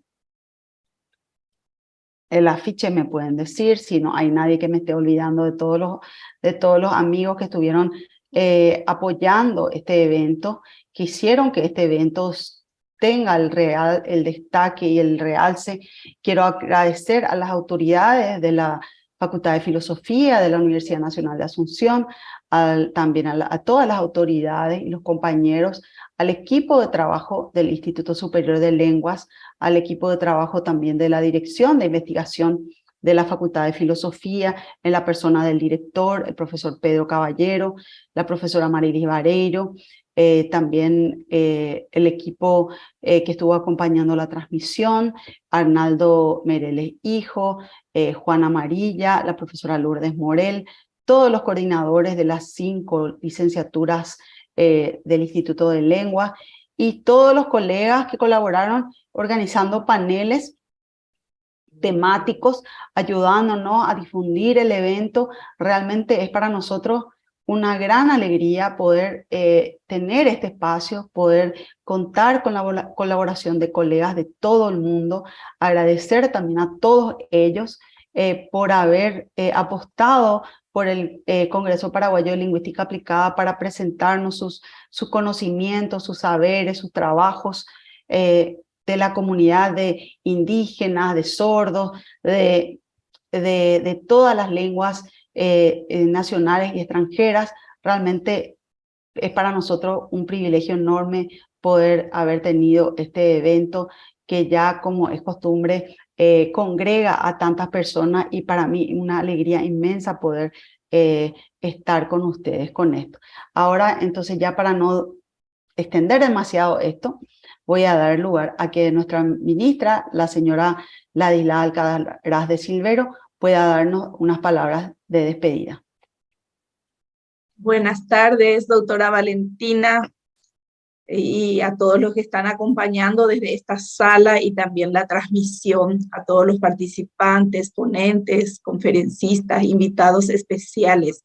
Creo que ha sido una fiesta académica, ¿verdad? La vivida estos 3 días. Lastimosamente no pude seguir muy de cerca, simplemente veía algunas de las presentaciones, pero no pude estar al 100% con ustedes. Sé que había un equipo de trabajo de la Secretaría de Política Lingüística acompañando muy de cerca, pero a juzgar por el programa desarrollado en este espacio académico de alto nivel, ha tenido lugar análisis y reflexiones sobre las lenguas, ¿verdad? No solamente las lenguas del Paraguay, las lenguas indígenas tuvieron su lugar, la lengua de señas paraguaya, portugués, las lenguas extranjeras más conocidas en nuestro ámbito, portugués, inglés, ¿verdad? El guaraní, su problemática, sus avances, sus desafíos, las lenguas en contacto, y temáticas muy interesantes como la formación de profesores, la enseñanza de las lenguas, la publicación, elaboración de materiales, de recursos, de fuentes de referencia, de estudios, asimismo también el abordaje de la lengua y las tecnologías de información y comunicación. Son temáticas inagotables para abordar, para discutir, debatir, valorar también avances, ¿verdad?, logros en estas temáticas. Lengua e inclusión, lengua y cultura, interculturalidad, lenguas en contacto. Acabo de escuchar justamente esa conferencia tan valiosa. Así que yo creo que todos los que han participado de alguna u otra manera, sea en la organización, sea en el desarrollo, sea escuchando a los panelistas, conferencistas, expositores, sin lugar a dudas habrá cosechado muchísimo para salir enriquecidos de estos 3 días de intensas jornadas, ¿verdad? Y nuevamente, doctora Valentina, expreso mis saludos y felicitaciones en tu persona a todo el equipo de trabajo que estuvo trabajando antes, durante y sabemos que después también para las publicaciones, tanto de la memoria, la revista, los artículos que se van a seguir trabajando a partir de las presentaciones realizadas en este congreso. Saludamos la iniciativa, todos salimos enriquecidos con estas experiencias y también deseamos que eventos como estos siempre tengan continuidad en nuestro espacio. Esa mirada compartida con los invitados de otros contextos nos ayudan también a nosotros a ampliar nuestra visión y sobre todo a reflexionar más sobre nuestra rica situación lingüística y peculiar situación lingüística del Paraguay, de 2 lenguas en contacto predominante y de una variedad de presencia, de una diversidad de lenguas, las lenguas indígenas, la lengua de señas, las lenguas extranjeras, muchas de ellas están en contacto en un solo territorio. Así que tenemos mucho que seguir estudiando, mucho que seguir compartiendo, mucho que seguir comunicando a la gente, al mundo y a nosotros mismos acá. Desarrollar un grado de conciencia sobre esta realidad nos compromete mucho y a la Secretaría de Políticas Lingüísticas en particular a seguir gestionando las lenguas del Paraguay. Felicidades por el logro y seguiremos unidas, Valentina, querida, apreciada, en este gran esfuerzo. Saludos al Instituto Superior de Lenguas de la Universidad Nacional de Asunción, por este gran emprendimiento, por este gran logro de haber organizado y desarrollado este 3er Congreso Paraguayo de Lingüística Aplicada. Como Maiteiro Ruye Mavape, Jabu Apame, Combae, Ponaite, Yajuputu, Bañaneta, Paraguay, Wibe, ha ugape ari iñasai bajo putuba mañana de la pichaña de lechaba mañana en duba con atemi por upahu internet lupibe o año aguazú hashemaiteiro rupe. Muchas gracias nuevamente, ministra, por las palabras tan cálidas, tan alentadoras. Quisiera pedirles a todos una oportunidad para prender sus cámaras, que podamos sacar una toma para poder vernos. Aprovecho para saludar también al profesor Machado, quien también es uno de los organizadores, y en la persona la ACIPLE, la Sociedad Internacional de Portugués como Lengua Extranjera, que también nos apoyaron. Y bueno, gracias a todos realmente, a WYBT, obrigada, thank you, merci, dankeschön, y todo, no me salen muy bien las pronunciaciones, pero agradecemos mucho y nos vemos el próximo año. ¿Cómo es que se dice? ¿No?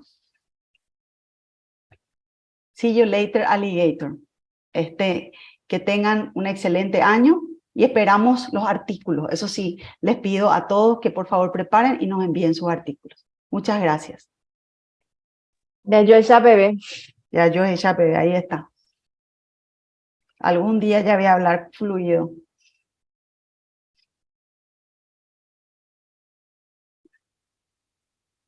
Bueno.